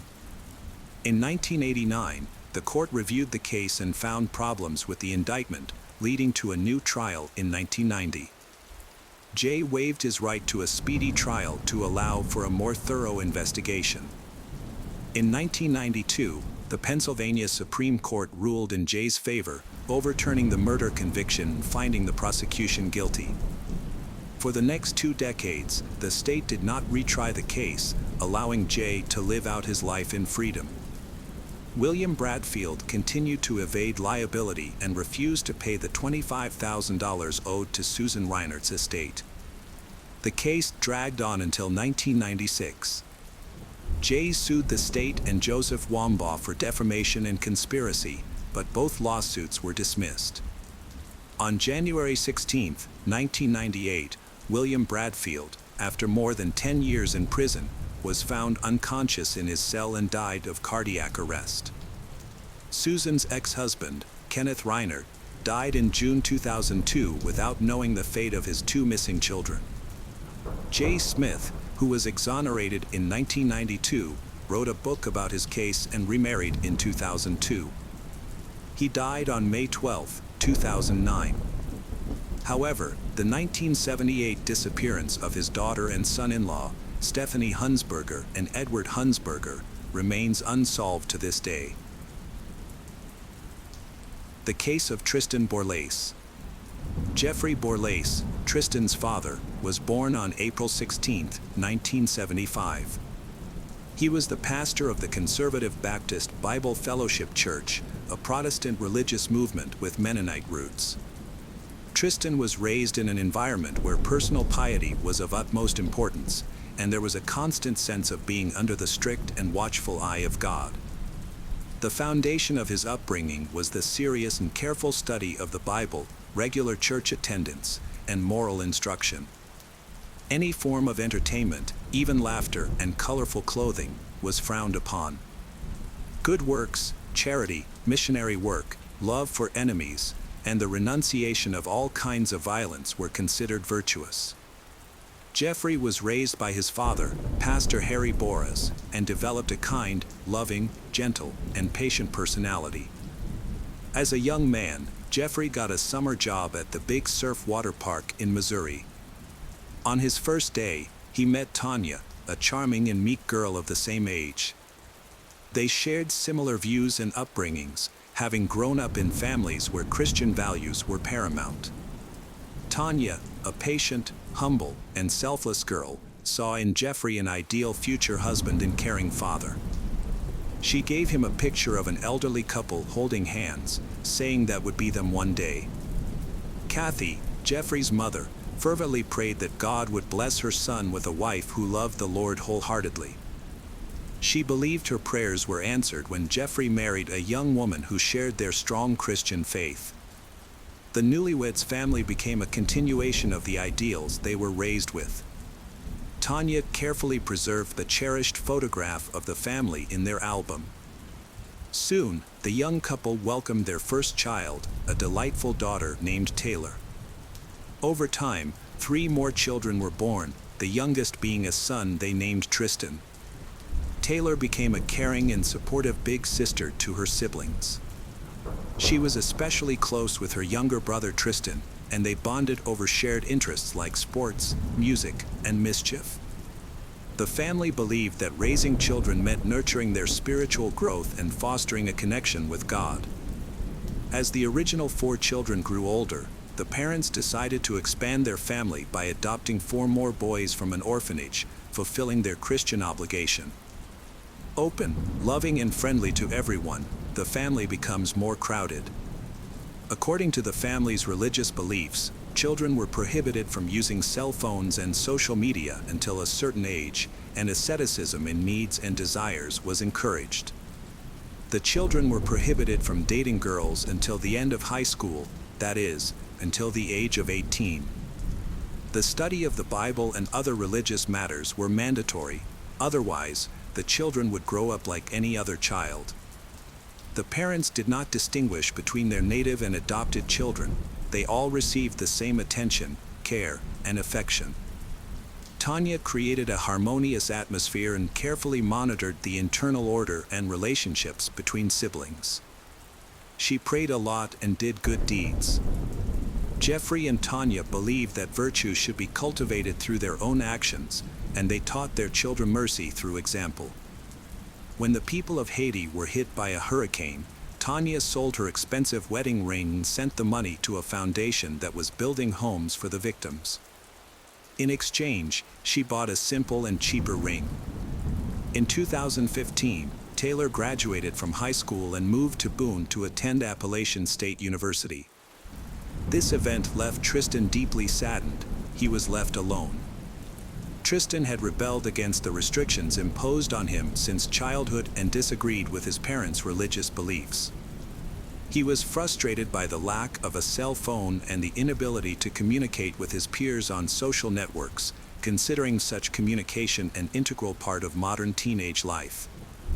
After Taylor's departure, conflicts with his parents became more frequent. In December 2017, there were positive changes in the family's life. Jeffrey, his wife, and their children moved to a new house with a large lot in Deep Gap, Watauga County, North Carolina. The house was located on a dirt road leading into a wooded area and was significantly more spacious than their previous residence. The new home was just under 2 miles from Tanya's mother, Robin's house. The proximity made Jeffrey easy to go to her for help with the younger children whenever needed. It's unclear whether the move was a pleasant change for Tristan, as he had to change schools and environment. In Watauga, he attended the local high school and joined the track team. Other children managed to get jobs as camp counselors during the summer. At first glance, it might seem like there were no issues in the Borlase household, but that wasn't the case. Tristan's behavior became increasingly concerning over time. In 2018, the school required several consultations with a psychologist to address issues with anger management and impulsive behavior. By 2019, when Tristan was in high school, he began to struggle with certain academic subjects, despite his strong abilities. These academic difficulties only worsened as time passed. The transition had transformed Tristan from a diligent, engaged student to an indifferent, withdrawn teenager who lost interest in his studies. Tristan started skipping classes a lot and showed no interest in learning. During lessons, he would put on his headphones and look checked out. Some teachers tried to help him, but he remained indifferent and unengaged. Tristan's behavior at home was also an issue. He often argued with his parents about getting his own phone and using social media. Tristan spent a lot of time online, and on Instagram he described himself as a musician. Taylor closely followed her siblings' lives and noticed that Tristan frequently argued with his parents, especially his mother, about religious topics. She also learned that Tristan had other issues at school. Though Taylor tried to talk to her younger brother, the closeness they once shared had faded. After some time, Tristan befriended a girl from their religious community, Evelyn Faith Jackson. They started meeting up, disregarding the prohibition on intimate relations. Occasionally, they even smoked prohibited substances. Tristan also complained about his mother, who would discuss his behavior with him at night, leaving him tired and unable to focus in school. He was very concerned that he had many flaws that prevented him from meeting his mother's expectations and that she could not be proud of him. On April 10, 2019, many secret things about Tristan's life came to light. Surveillance cameras were installed in the goat pen, and Tristan's old mobile phone, which he sometimes used secretly, was revealed. That day, Tanya took the phone for some reason and read text messages in which her son was having sexual conversations with girls and discussing illegal drugs with them. His parents contacted him through a family chat, informing him about information found on his old phone. That same day, Sherry King, Tristan's English teacher, called his mother to express concerns about his grades and behavior. Tristan's mother called back and stated that she and her husband would arrive at the school soon to discuss Tristan's grades with him. Sherry King then relayed this information to Tristan, who was greatly surprised by the news. Tristan's parents went to the high school to attend to what was going on. Tristan's conversation with his mother revolved around several crucial topics.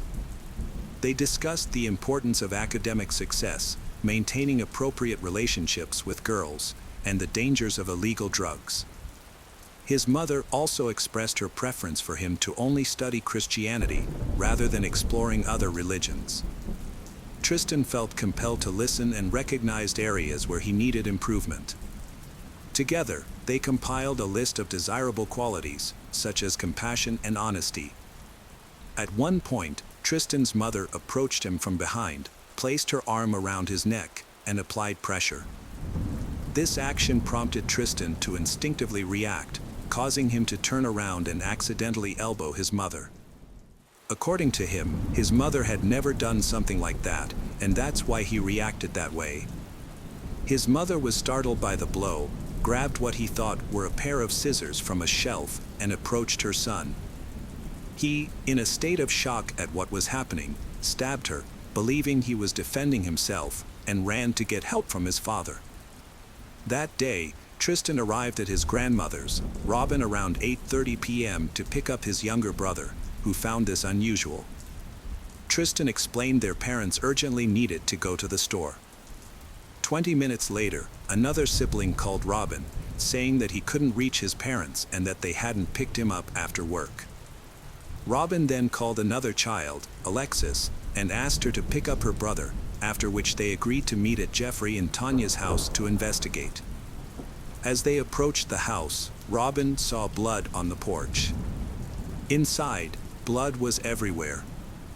Alexis found a body under the hammock and saw Tristan with blood on his face fleeing. Alexis called emergency services, who advised the family to lock themselves in the car until the police arrived. The police arrived 10 minutes later. After waiting and talking to officers, they were taken to the station and informed that Jeffrey and Tanya had been found dead. Tristan contacted his girlfriend Evelyn and came to her place. She noticed that he seemed concerned and had some scratches on his forehead and arms. However, Tristan assured her that he had just had an argument with his parents and got the scratches from playing with his dog. Evelyn described Tristan's injuries as 3 scratches on his forehead, a wound on his hand, a cut on his finger, and a bruised fingernail. Tristan posted a photo of his injuries on Snapchat right after the incident, claiming he was hurt by his father's dog. His girlfriend confirmed that the photo matched the injuries she had observed on him that evening. Tristan spent the night at his girlfriend's place, and the next morning, they went to Walmart and McDonald's, initially planning to go to school but then changed their minds. Evelyn believed that Tristan wanted to get away from his parents for some time, so she offered for him to stay with one of her relatives. Tristan agreed, and they traveled to another state. On April 11th, the sheriff's office personnel obtained access to the video surveillance system at the Borlase home. They reviewed the footage and learned the details of the crime. Police then obtained a warrant for Tristan's arrest and reported details of the vehicle he allegedly used to commit the crime to the National Crime Information Center. Inspector Matthew receives information that Tristan has been seen in Tennessee and begins the process of arresting him. Tristan was driving a car with Evelyn when he noticed blue police lights following them. He sped up in an attempt to evade the police. However, he eventually pulled over and the car was surrounded by police cars. Evelyn was confused to see her boyfriend being handcuffed and taken away in a squad car. During his interview with investigator Matthew on April 11, 2019, Tristan remained calm and cooperative. He confessed to the crime and provided a detailed account of his actions, at times becoming emotional. Tristan Borlase, a month away from his 18th birthday, was taken into custody without bail. The sheriff's office obtained a warrant to investigate Tristan's Snapchat account and 5 of his cell phones, which may have contained information related to the crime. A search warrant was also issued for the Orchard Road home, where detectives found various items, including another phone, a keyboard, a pen from a safe, paper cups, a hammer, a straw, knives, a red-stained swab, eyeglasses, a kitchen towel, a hammock, a digital video recorder, a rug, and miscellaneous papers, South Dakota cards, and boots. Additionally, a search warrant was issued for the Ford F-150 truck, and a red-stained swab, laptop, computer charger, and steering wheel cover were seized. A warrant was issued to search the home of Tristan's girlfriend in Boone, where he was spending the night. Investigators seized a pillowcase, a zippered sweatshirt, and a notebook from the house. Funeral services for Jeffrey and Tanya were held on April 17, 2019, at Bible Fellowship Church, officiated by pastors William and Brad Gray. The children, despite the devastating loss of their parents at a young age, found the strength to write a touching obituary. Our parents never got the opportunity to live for themselves because they always lived for us. Jeffrey and Tanya have always been an incredible joy to their parents and always a source of pride. Our parents made the world a better place, and we hope to continue that legacy by passionately loving people and pursuing Jesus. After the funeral, Taylor visited her younger brother in prison for the first time and was unpleasantly struck by his behavior.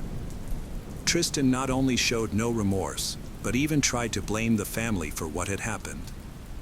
It seemed to her sister that he was convinced he would regain his freedom sooner or later. Taylor felt disgusted, turned around, and left. Her second visit took place on May 11th, on Tristan's birthday. This time she came with Robin, but the meeting did not differ significantly from the previous one. Her brother boasted about the celebration that had been held in his honor in the prison for his birthday. Taylor found his behavior unacceptable, especially since her parents had tragically passed away. After this visit, the family decided to cut off all contact with Tristan. According to the neighbors, they heard loud screams on the Borlase home.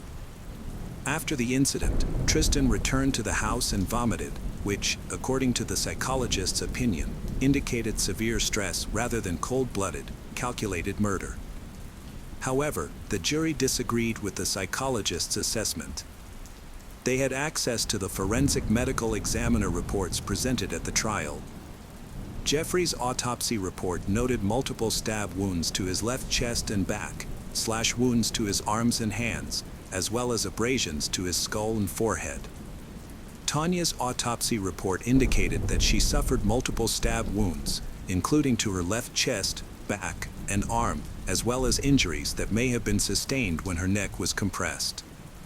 The results suggest that the parents were defending themselves, not attacking. The psychologist concluded that Tristan Borlase was mentally sane at the time of the crime, but he was experiencing a severely impaired cognitive state, including depersonalization, derealization, and a feeling that the events were unreal. However, the court and jury rejected the psychologist's opinion, finding Tristan to be a skillful manipulator and a socially dangerous individual. The trial began on February 16, 2022. During the trial, Tristan expressed remorse for what had happened. He agreed with everything his family had said about him and supported the decision for a permanent restraining order so that the family would feel safe. On March 3, Tristan Borlase was sentenced to life in prison without the possibility of parole for each count of first-degree murder. Hakeem Horn, the judge, acknowledged that Tristan Borlase's mental health issues were a somewhat extenuating circumstance. The psychologist's assessment revealed that Tristan was still grappling with anxiety, depression, and symptoms akin to post-traumatic stress disorder. However, the judge noted that the psychologist found no signs of psychotic disorders, although Tristan's anxiety and depression may have been exacerbated by his ongoing use of illegal substances. The most unusual fact in this story is that neither Tristan's family, nor his lawyer, nor Tristan himself made any statements about the motives that led to the crime. There was a devout family and a socially dangerous man who consumed illegal drugs, who did not fully understand the reasons for what happened and did not properly express the misunderstanding. On the one hand, there was a young man with low self-esteem, prone to depression, who showed signs of anxiety and did not receive the necessary qualified medical attention. The case of Claire Bernal. Claire Bernal was born on August 18, 1983, in Groombridge, a small village located on the border of Kent and East Sussex in England. She spent most of her childhood and teenage years there. Her mother, Patricia Bernal, raised her, while her biological father, who was divorced from her mother, not caring at all about her life or happiness. Growing up, Claire was a friendly and outgoing person who easily connected with others. She had many friends and was well liked by everyone. At the same time, she also was cautious and careful, avoiding bad habits and choosing her social circle wisely. She attended St. Gregory's Catholic School, where she excelled academically and developed an interest in fine arts and dance. She later earned a bachelor's degree in science from private Kent College. As a teenager, Claire had a solid grasp of cosmetics. During her student years, she worked part-time as a makeup artist. This experience inspired her to pursue a career in the field. She completed specialized courses in cosmetology and makeup artistry, including training in theatrical makeup. Claire's skills and knowledge landed her a dream job as a beauty and style consultant at the prestigious Knightsbridge store in Harvey Nichols. This job gives Claire a pretty good salary. She also relocated to London, living together in the same apartment with two friends to share the high cost of living in the capital. Claire earned her colleagues' respect and even took on a mentorship role for new employees, sharing her expertise in decorative cosmetics and skin care. She was known for being a consummate professional, detail-oriented, patient, and kind-hearted. Embracing life in London, Claire seized every opportunity to hone her talents, acquire new skills, and fully immerse herself in her new life. During her initial months at Harvey Nichols, she met Michael Pesh, a senior security guard who appeared to be immediately smitten with her. He was physically attractive and initially tried to attract her attention in a subtle way. However, Michael had a troubled past. A dual citizen of the Czech Republic and Slovakia, he having deserted the army in his home country and fleeing to the UK to avoid responsibility. He was also in the process of a divorce and showed no interest in his young child. Despite his complicated history, Michael's charm won Claire over. For a month, they exchanged sweet nothings, only seeing each other at work. But then, when Michael asked Claire out on a date, she accepted. Unbeknownst to her, this decision ultimately took her life. Their first date encounter occurred at a quaint London coffee shop, where they spent the evening engaged in conversation, sharing stories about their lives. During this meeting, Michael revealed to Claire that he was married, but expressed his intention to divorce his wife as soon as possible, as he wanted to spend the rest of his life with her. Although these things made Claire uncomfortable, she initially dismissed it, thinking he must be joking. When Claire shared the story with her mother, Patricia, her mother also found it unusual. Because Claire's suitor was not only a foreigner but also 8 years older and already married. She advised Claire to avoid meeting with Michael again, but she reassured her mother that everything was okay. On the second date, Michael took Claire to an amusement park, gave her a beautiful bouquet of flowers, and showered her with compliments. He kissed her and expressed his love. However, Claire was unsure if Michael was being genuine or joking. She later talked to her mother, who advised her to stop seeing him. Although Claire agreed that Michael's behavior was unusual, she liked him and wanted to get to know him better. A week later, Michael asked Claire out on another date, and she agreed. However, this time he was overly persistent and possessive, confessing his love and telling Claire that he would never let her go. Claire felt not only confused and discouraged but also frightened. She decided that this would be their last date and that she would end their relationship. In total, they had only 3 dates, and their affair lasted less than a month. Despite this short time together, but Michael became overly possessive, believing Claire belonged to him. From that moment on, Claire's life turned into a nightmare. Soon, Michael took a trip to the Czech Republic, intending to meet with his wife and finalize their divorce. However, he failed to do so.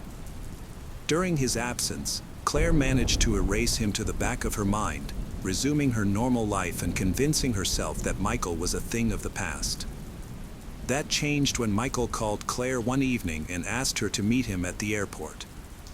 At first, Claire said no, but Michael made her feel guilty, saying he really needed her help. So, Claire agreed to meet him, and also offered to let him stay with her for a day because he said he had nowhere to go, having moved out of his old apartment and unable to move into his new one yet. But as soon as Michael set foot in her home, he revealed his true intentions. He wanted to live with her from now on. Claire was terrified and ordered him to leave immediately, but he refused.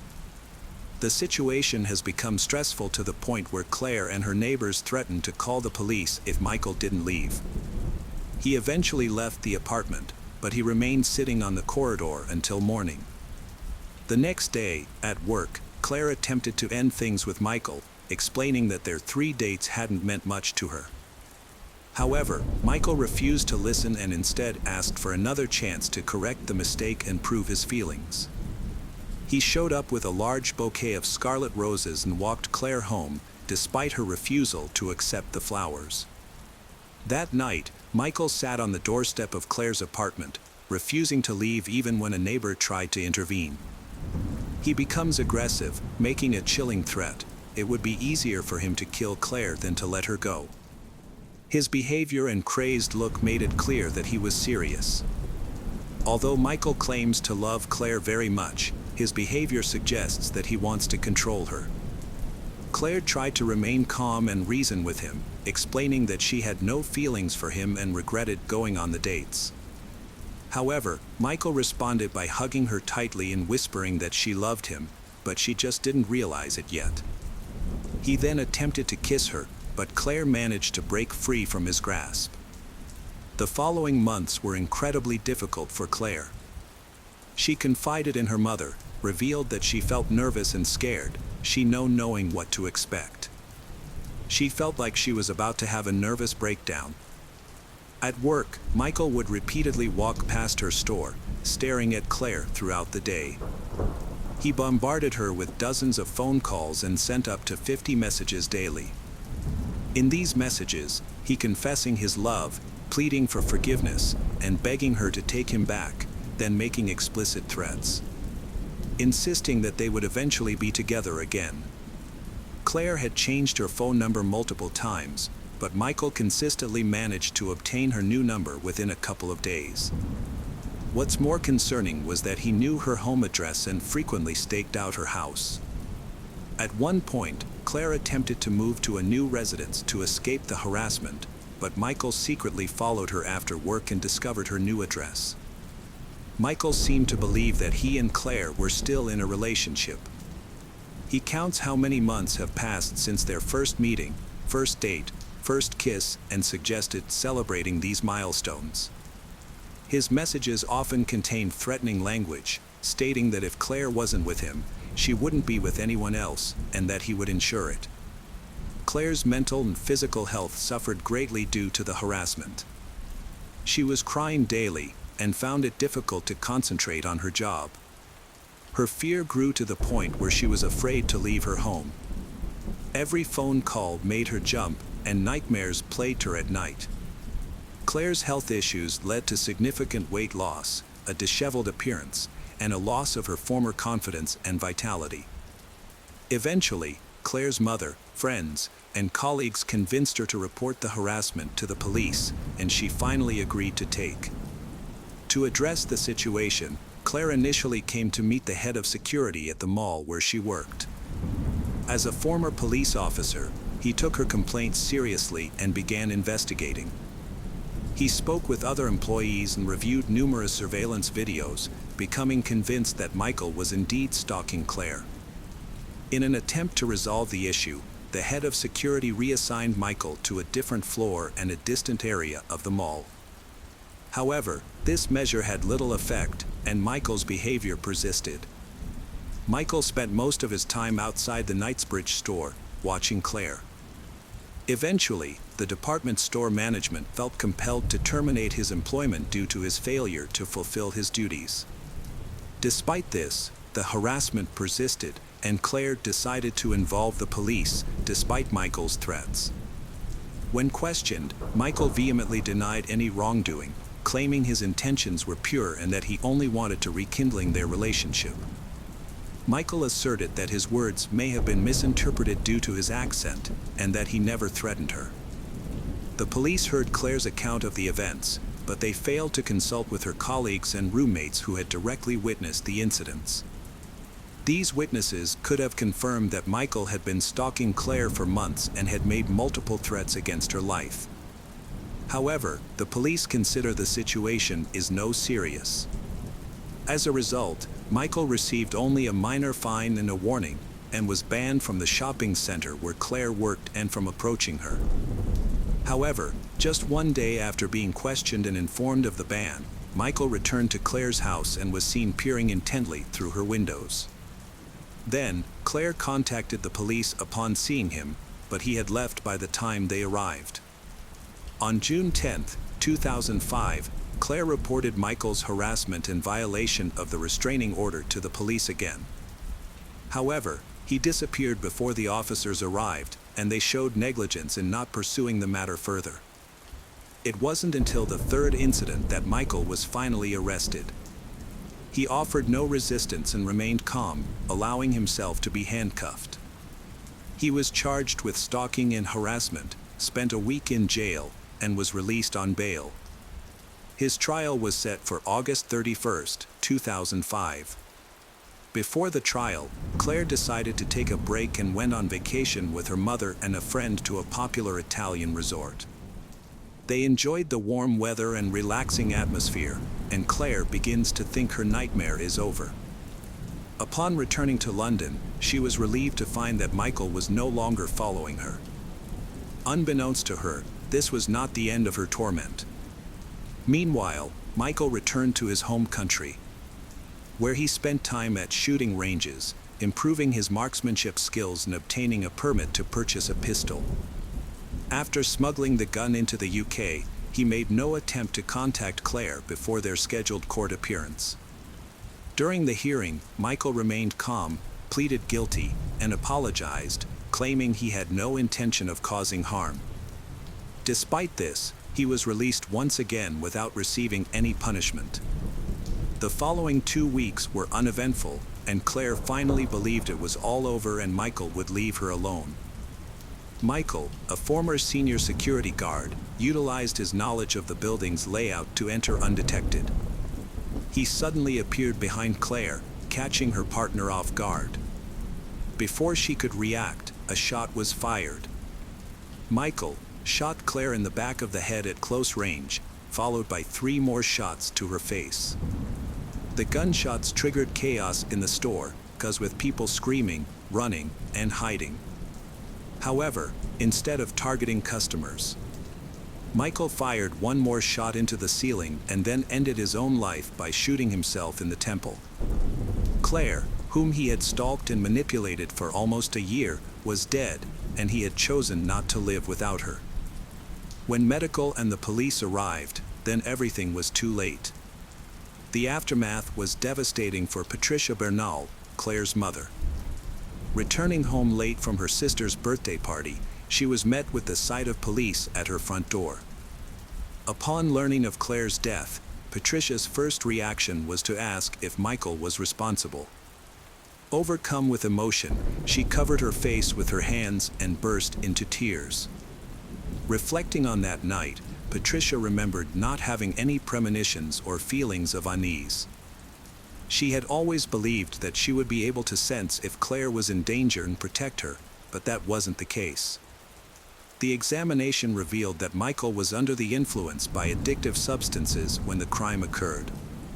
Furthermore, a few months prior to the tragedy, Michael had consulted with a department store employee who was also a law student at a prestigious London university. He inquired about the punishment for the crime and the circumstances that could be considered mitigating factors. Claire and other colleagues became aware of this conversation, which frightened Claire. She reported her concerns to the police, said them that Michael might be planning to harm her. However, the police officers took no action in response to her warning. The crime were largely due to the negligence of law enforcement. Despite Claire's repeated requests for help and protection over nearly a year, but the police failed to grasp the severity of the situation. Michael was arrested twice, but then yet released on minimal bail. He ignored a court-ordered restraining order, openly threatened Claire. He even consulted a lawyer about punishment if a crime happens, but the police still felt this was not enough to arrest him in jail. Michael was able to leave the country, acquire firearms, and return to carry out his deadly plan without any obstacles. Meanwhile, crucial witnesses, including colleagues and roommates who personally heard Michael threatening Claire, were never questioned by the authorities during this time. It wasn't until Michael killed Claire and then himself that law enforcement finally realized the gravity of the situation and the numerous mistakes they had made. Claire's mom, Patricia, took action to seek justice. She collaborated with other families who had experienced similar losses. Together, they initiated a nationwide program to support stalking victims. As a result of their efforts, stalking was reclassified as a serious offense under the law. By 2012, a new law had been enacted that prohibited stalking entirely. The case of Donald Alban Blom.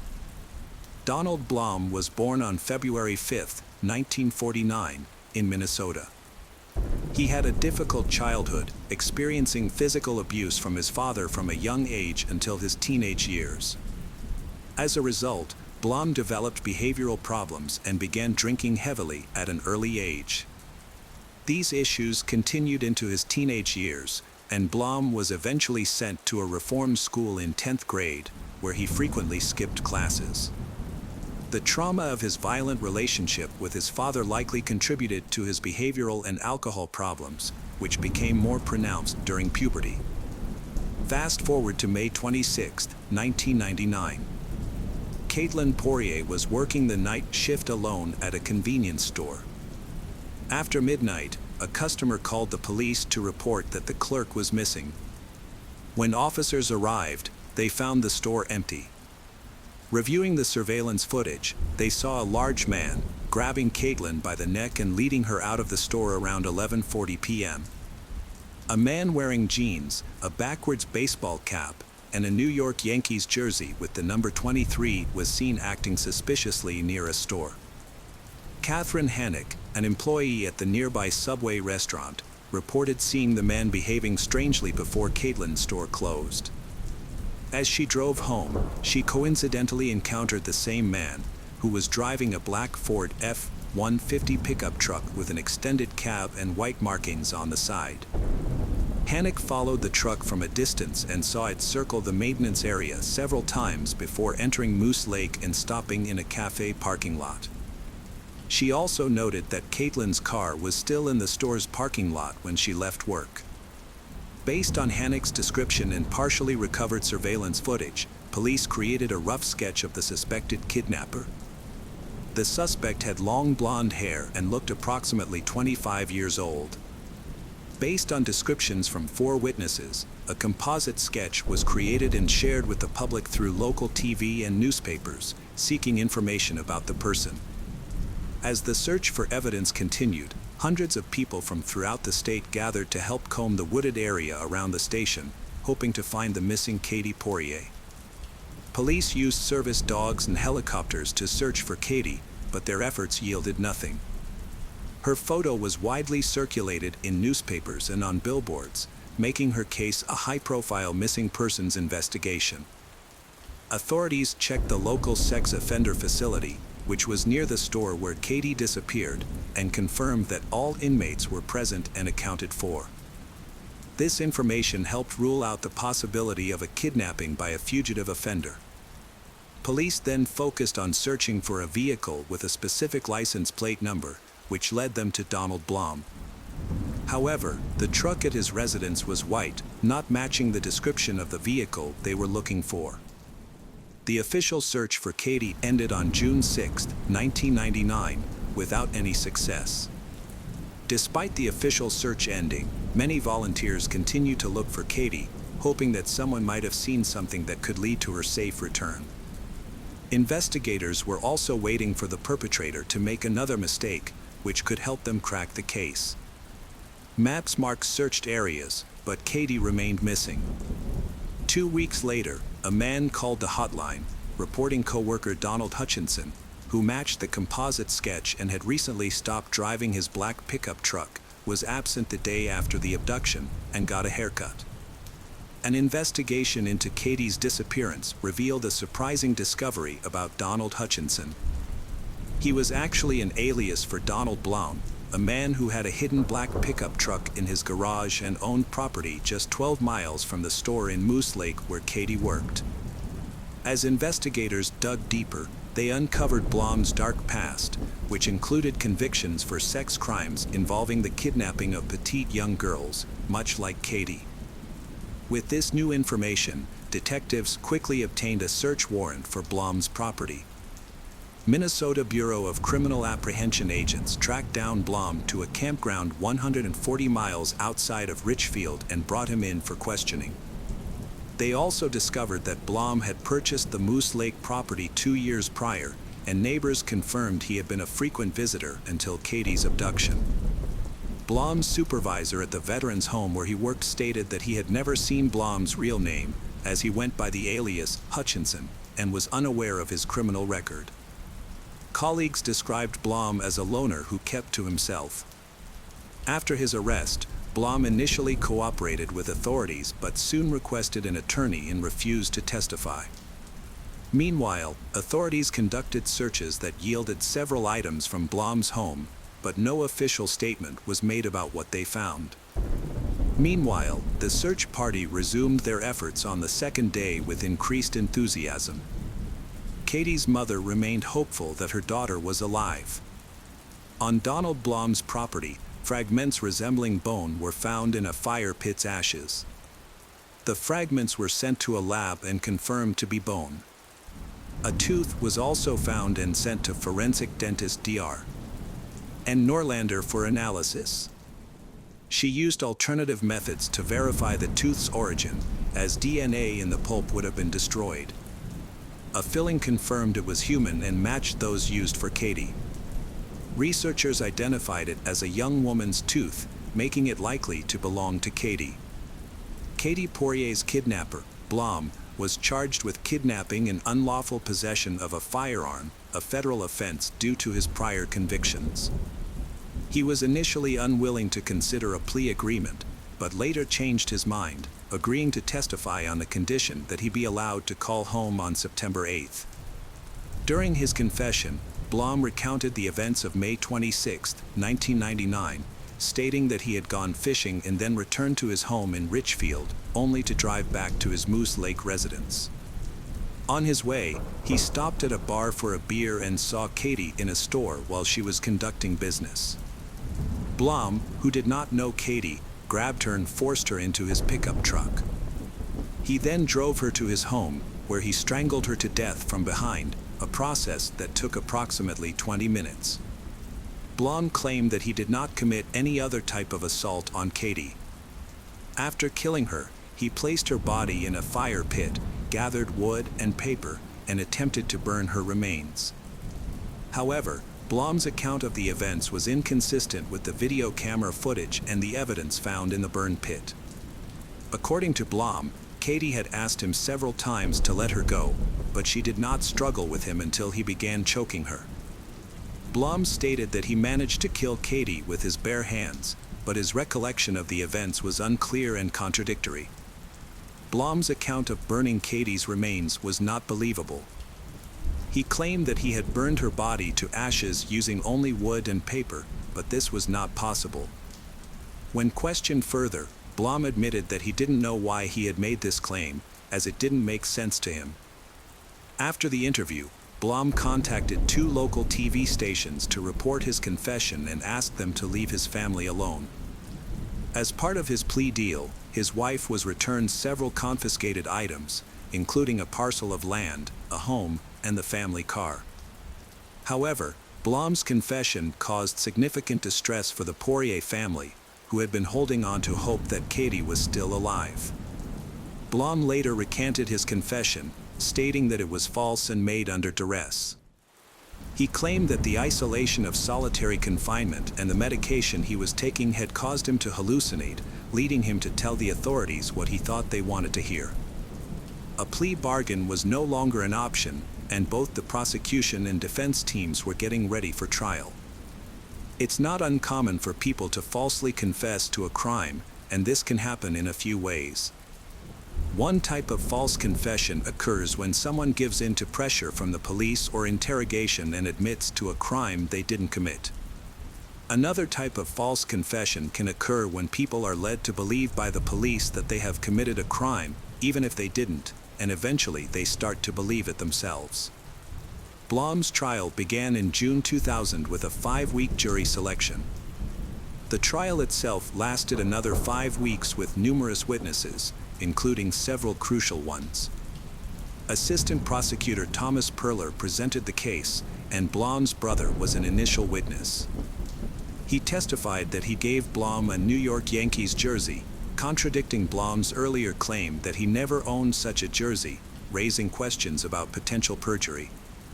More testimony came from 2 women who had been kidnapped by Blom in 1983.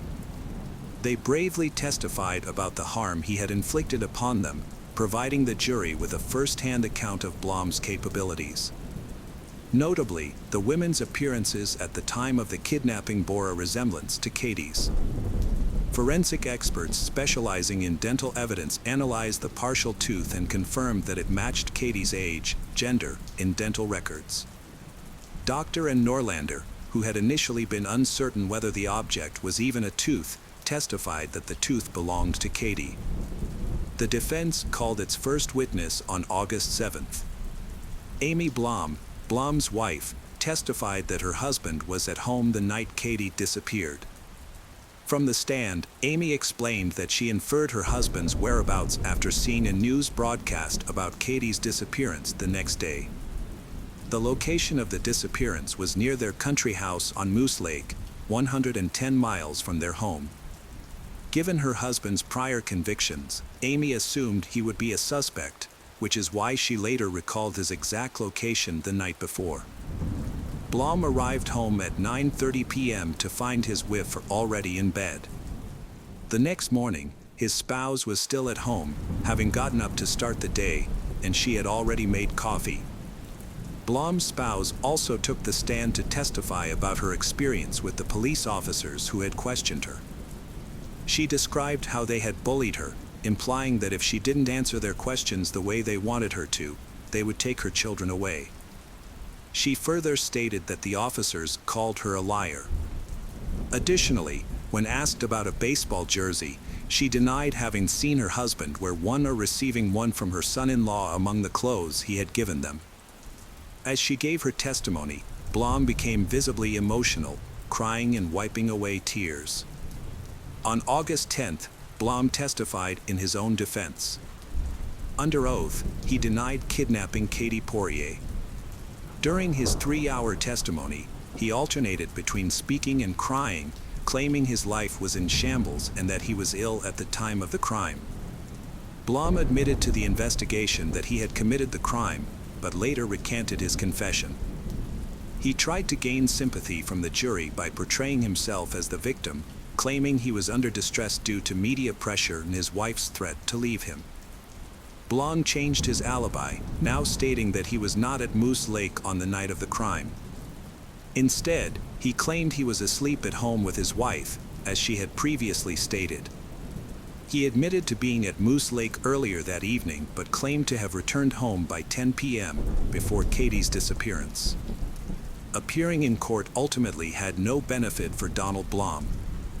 Many perceived him as someone trying to dodge responsibility for his actions once again.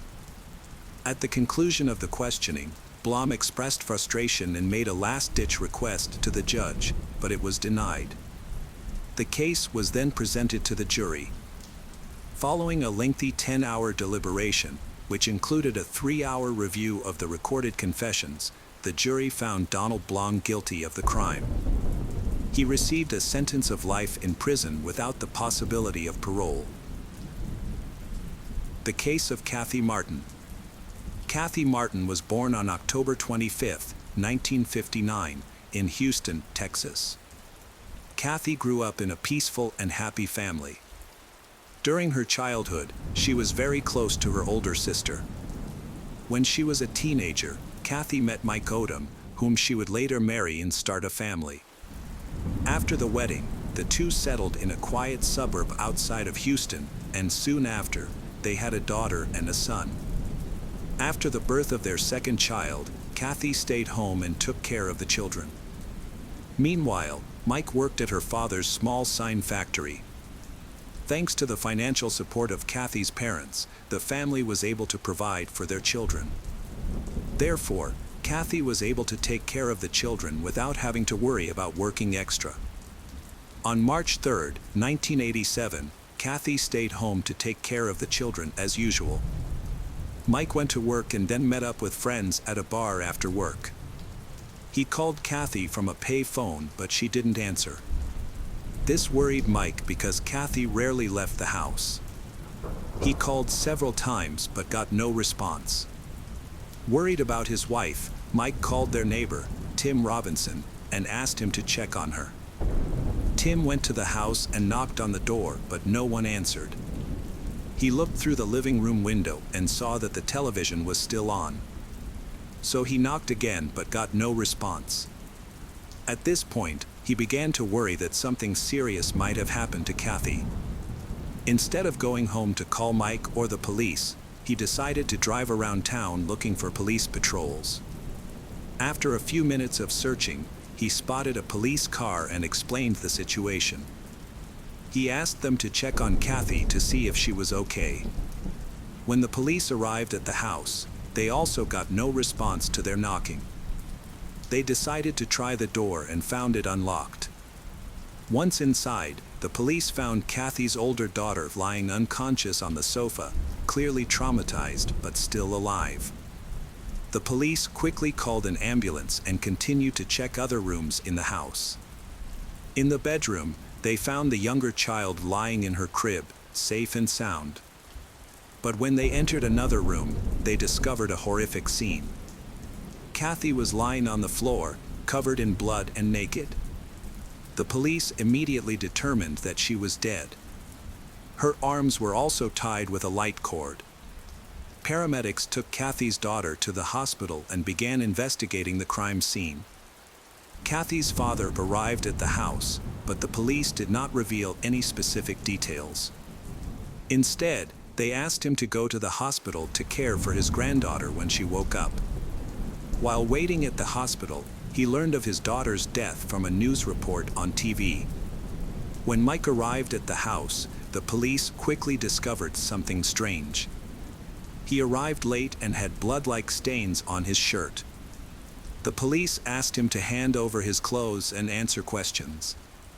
During this time, the police discovered some interesting signs. They found several blood stains in the bathroom, indicating that the attacker had tried to hide the evidence after the crime. This suggested that the attacker had been in the house for some time to clean up. Forensic experts also discovered some important clues.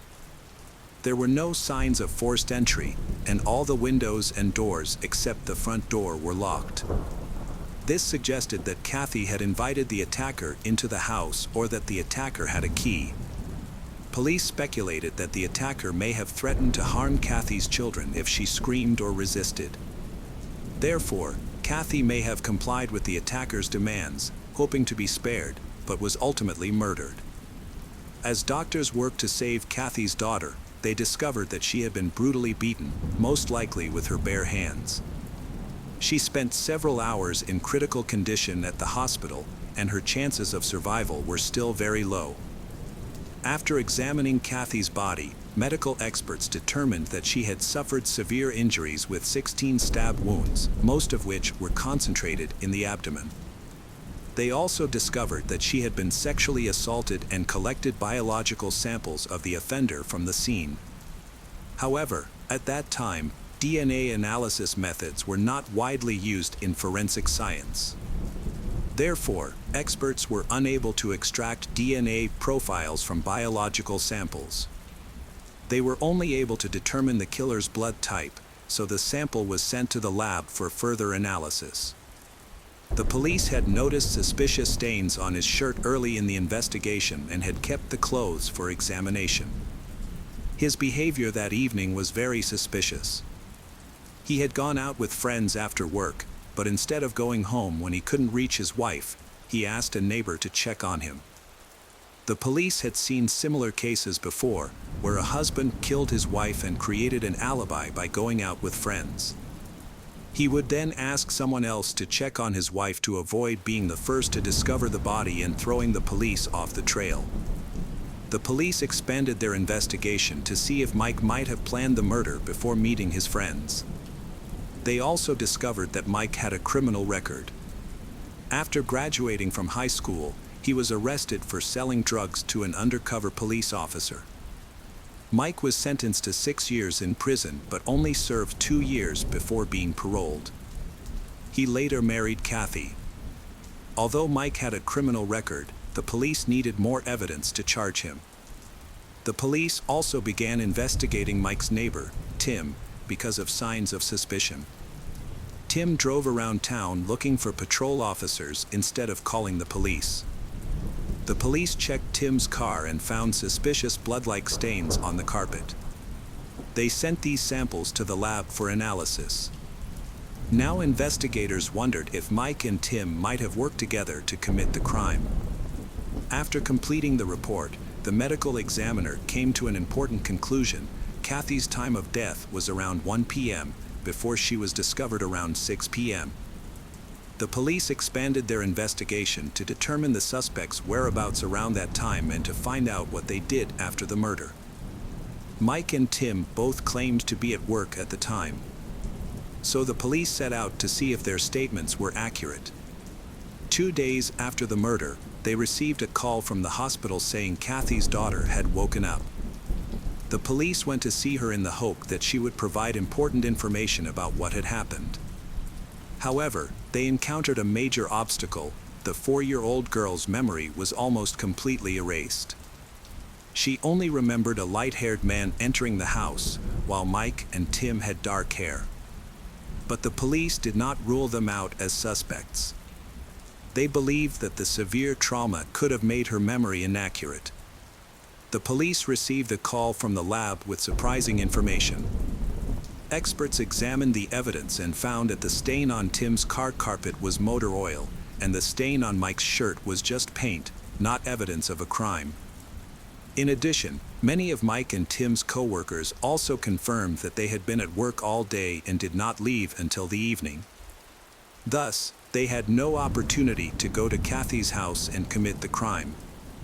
The police requested a lie detector test and the results showed that neither of them were lying. There was no conclusive evidence. The police had to review the entire case and investigate other suspects who might be familiar to Kathy's family. Because the attacker could have easily entered Kathy's house. During the investigation, they had conversations with Kathy's relatives and friends to find out who they thought might have committed the crime. Many of them immediately named the same person, Greg. Greg was Kathy's brother-in-law, and her loved ones revealed that she often complained about his behavior. Specifically, according to Kathy, Greg openly flirted with her and repeatedly tried to convince her to have sex with him. Kathy also said that Greg often made inappropriate comments about her appearance, especially about her abdomen. And according to the evidence collected, we know that most of the injuries were on Kathy's abdomen. The police also knew that Greg had a history of illegal drug use and a criminal record. Therefore, the police began to suspect him and soon found some important clues.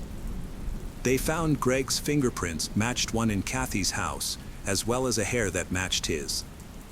However, it should be noted that Greg often visited Kathy's family, so it is possible that the fingerprints and hair were in the house before the murder occurred.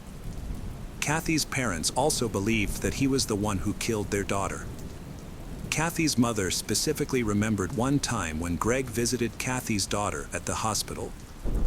When she saw Greg, she had a clear look of fear on her face. These observations suggested that she was afraid of him. However, when asked, she could not remember what happened on the day of the murder.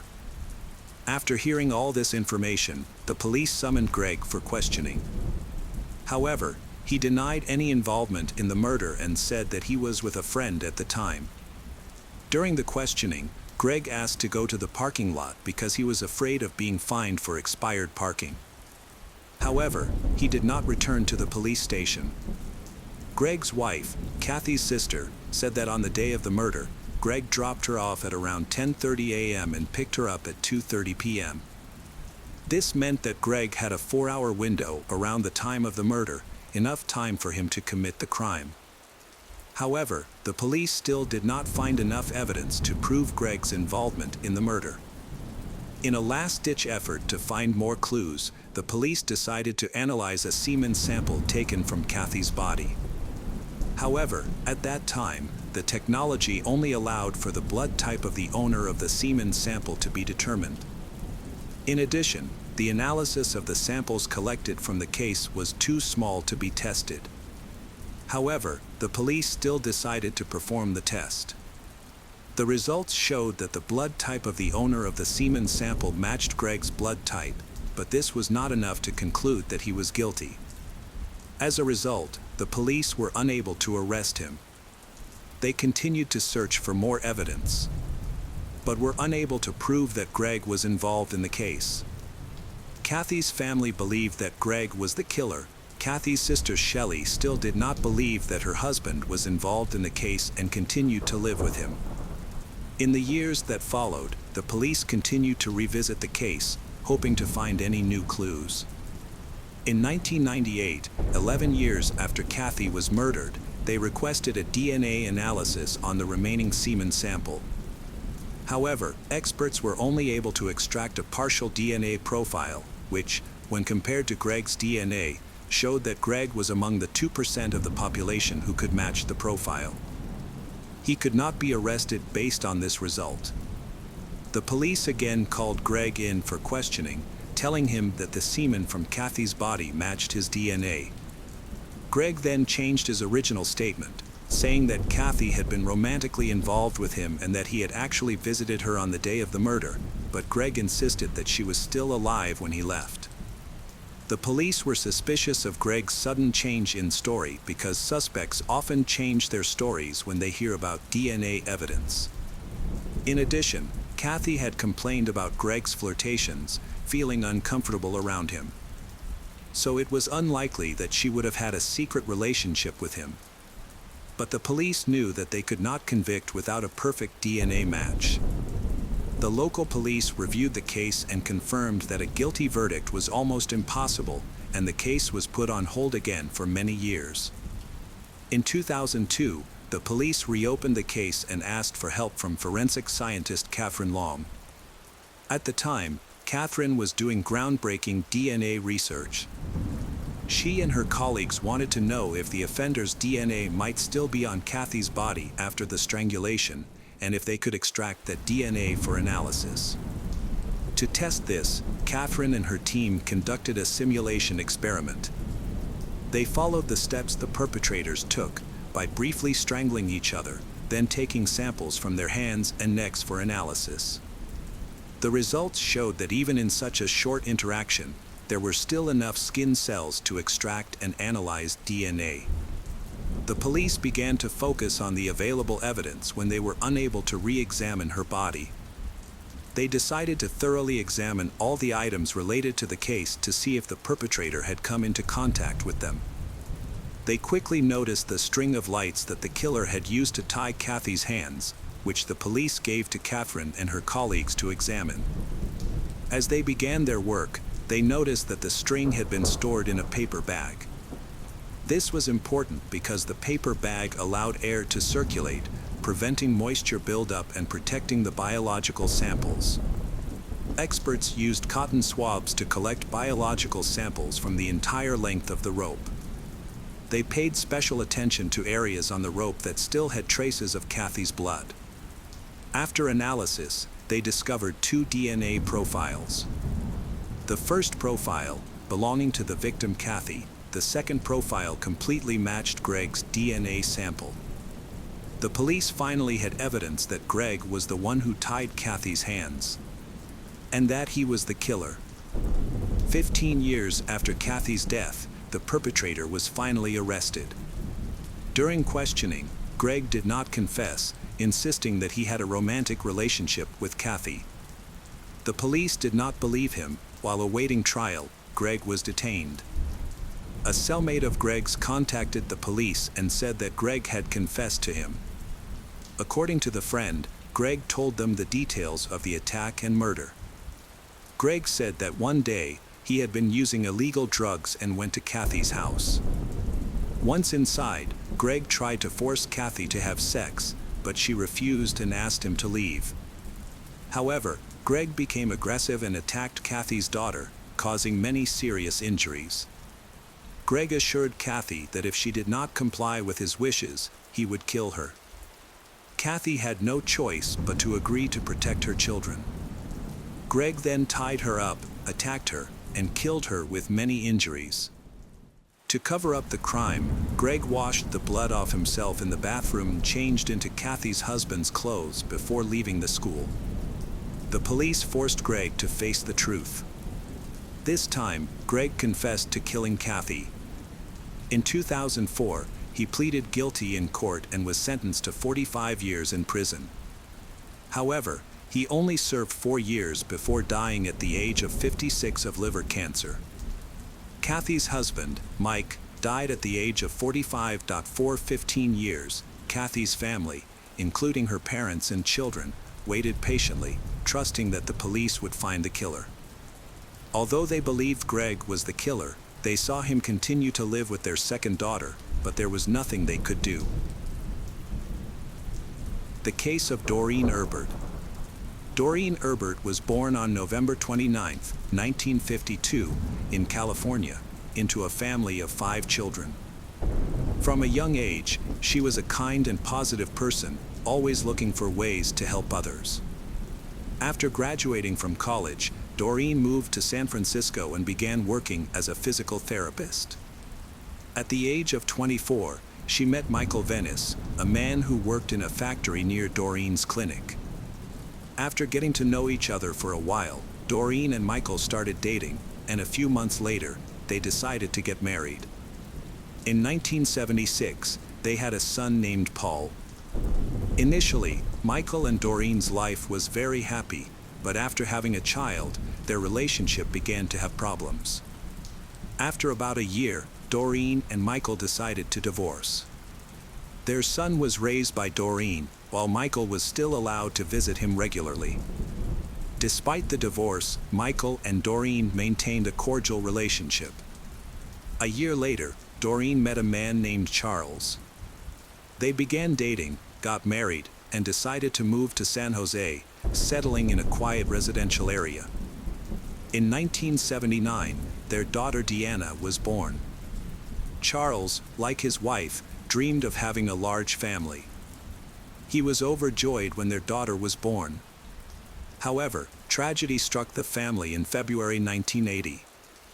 4-year-old Paul climbed over the fence around the pool and fell into the water.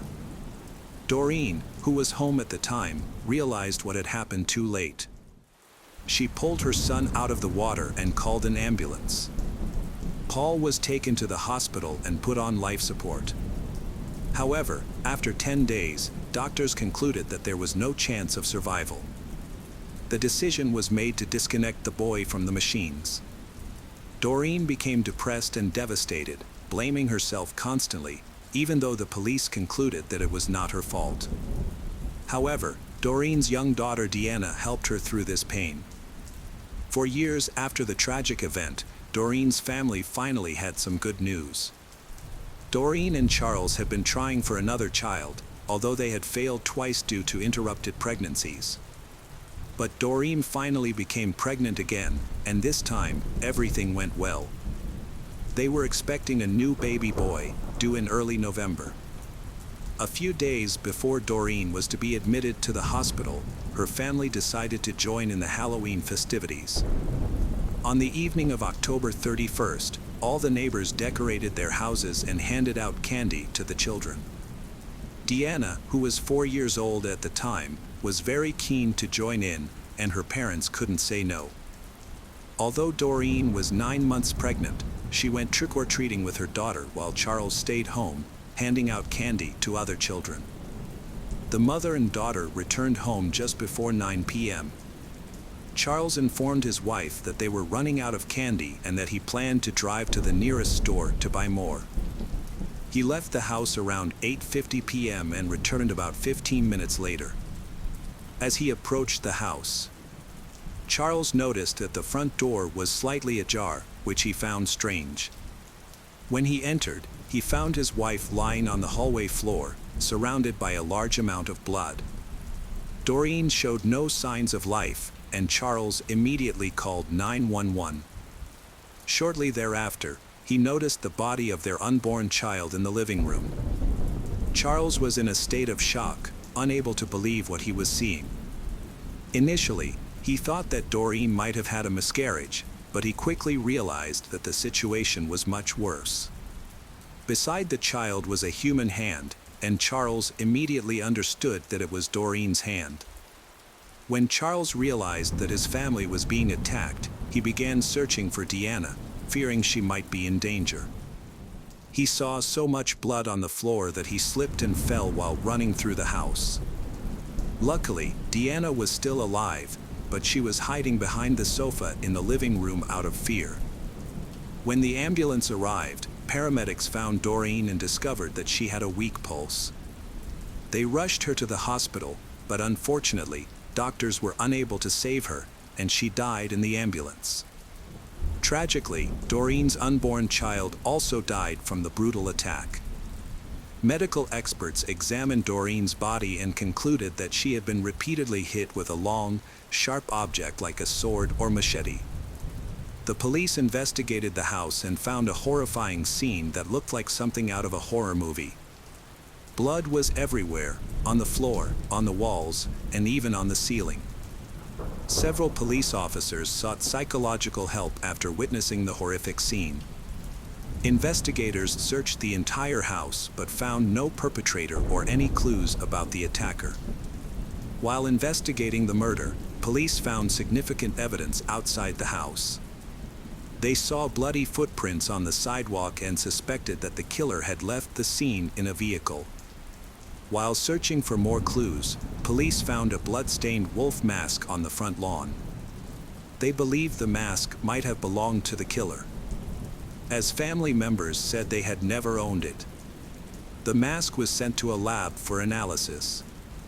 Police then spoke to Deanna, the only surviving child from the murder. She was in shock but still able to talk.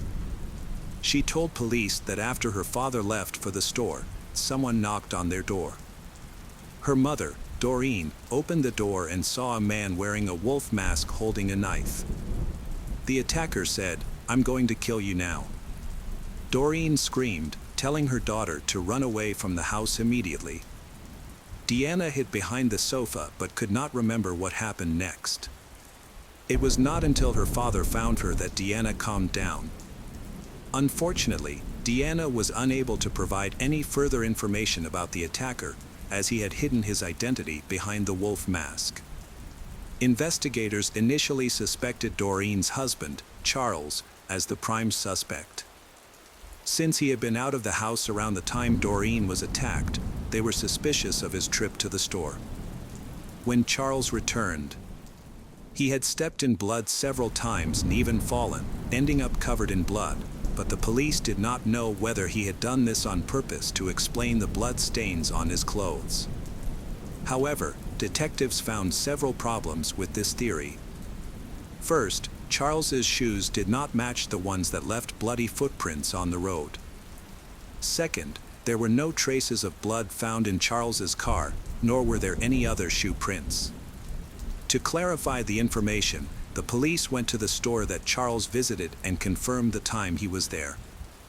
The employee confirmed that Charles had bought candy at the store that evening.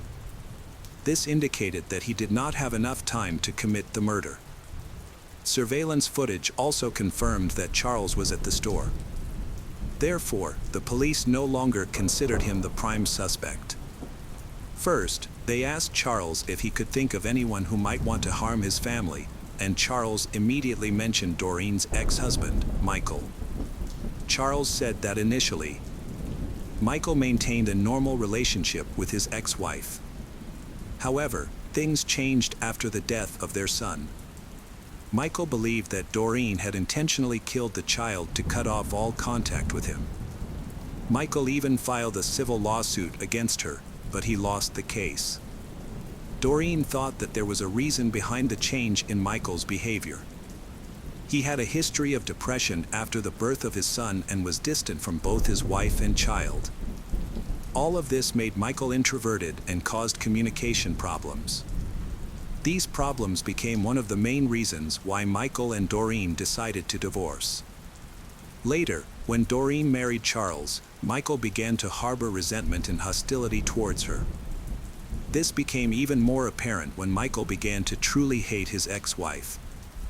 Later, Michael lost his job at the place where he had spent most of his life.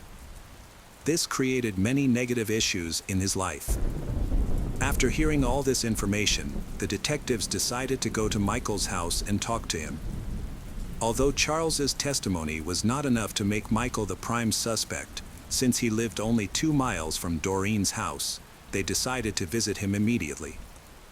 Around midnight, the police arrived at Michael's house and saw a pickup truck parked near the garage.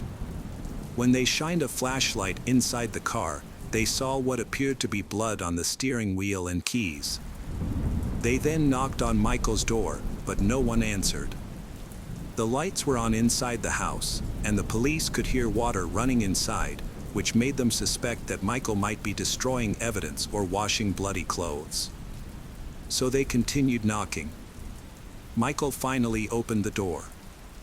He remained calm even after being informed of his ex-wife's murder. Michael answered all the police's questions calmly and allowed them into his home without a warrant. According to him, he had gone to the store during the day, returned home, and had not left since. Michael even signed a form giving the police permission to search his home. As he reached for a pen to sign, the investigators noticed a deep cut on his right hand. Michael explained that he had accidentally cut himself earlier while carving pumpkins for Halloween. However, the police were skeptical. The wound was still fresh, and blood was still oozing from it. As several police officers began searching Michael's home, he was asked to go upstairs with an officer to show his identification. However, when he entered the bedroom, Michael's actions aroused suspicion as he appeared to be reaching under the bed. The officer asked him to move away and found a loaded gun holster under the headboard. After discovering the weapon, the police took Michael downstairs to meet with other officers. Their colleagues discovered other suspicious evidence. They found drops of blood on the floor, which led them to the garage, where there was a washing machine and bloody clothing. Based on this evidence, the police had enough to arrest Michael. Detectives and forensic experts investigated Michael's home, looking for more evidence that could connect him to the murder.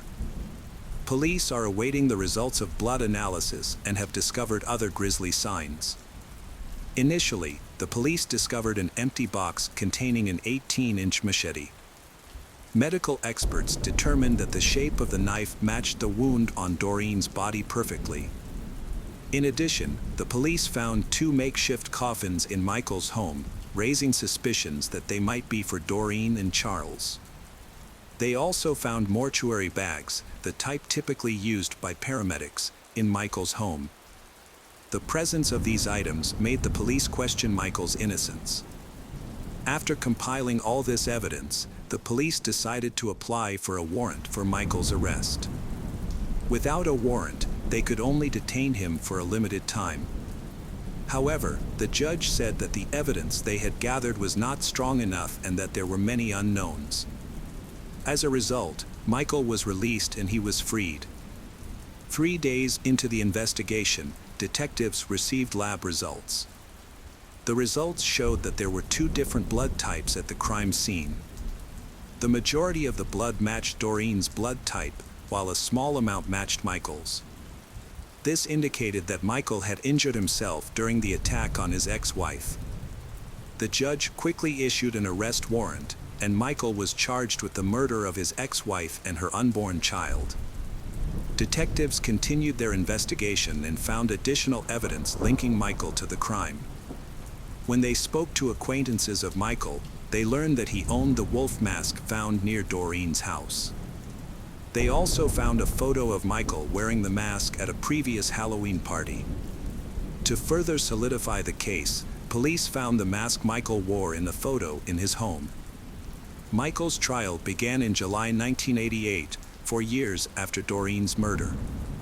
He initially admitted to the crime but later changed his story. He did not deny the murder but claimed he was innocent by reason of mental illness. A psychologist assigned to monitor him concluded that he did have serious mental illness.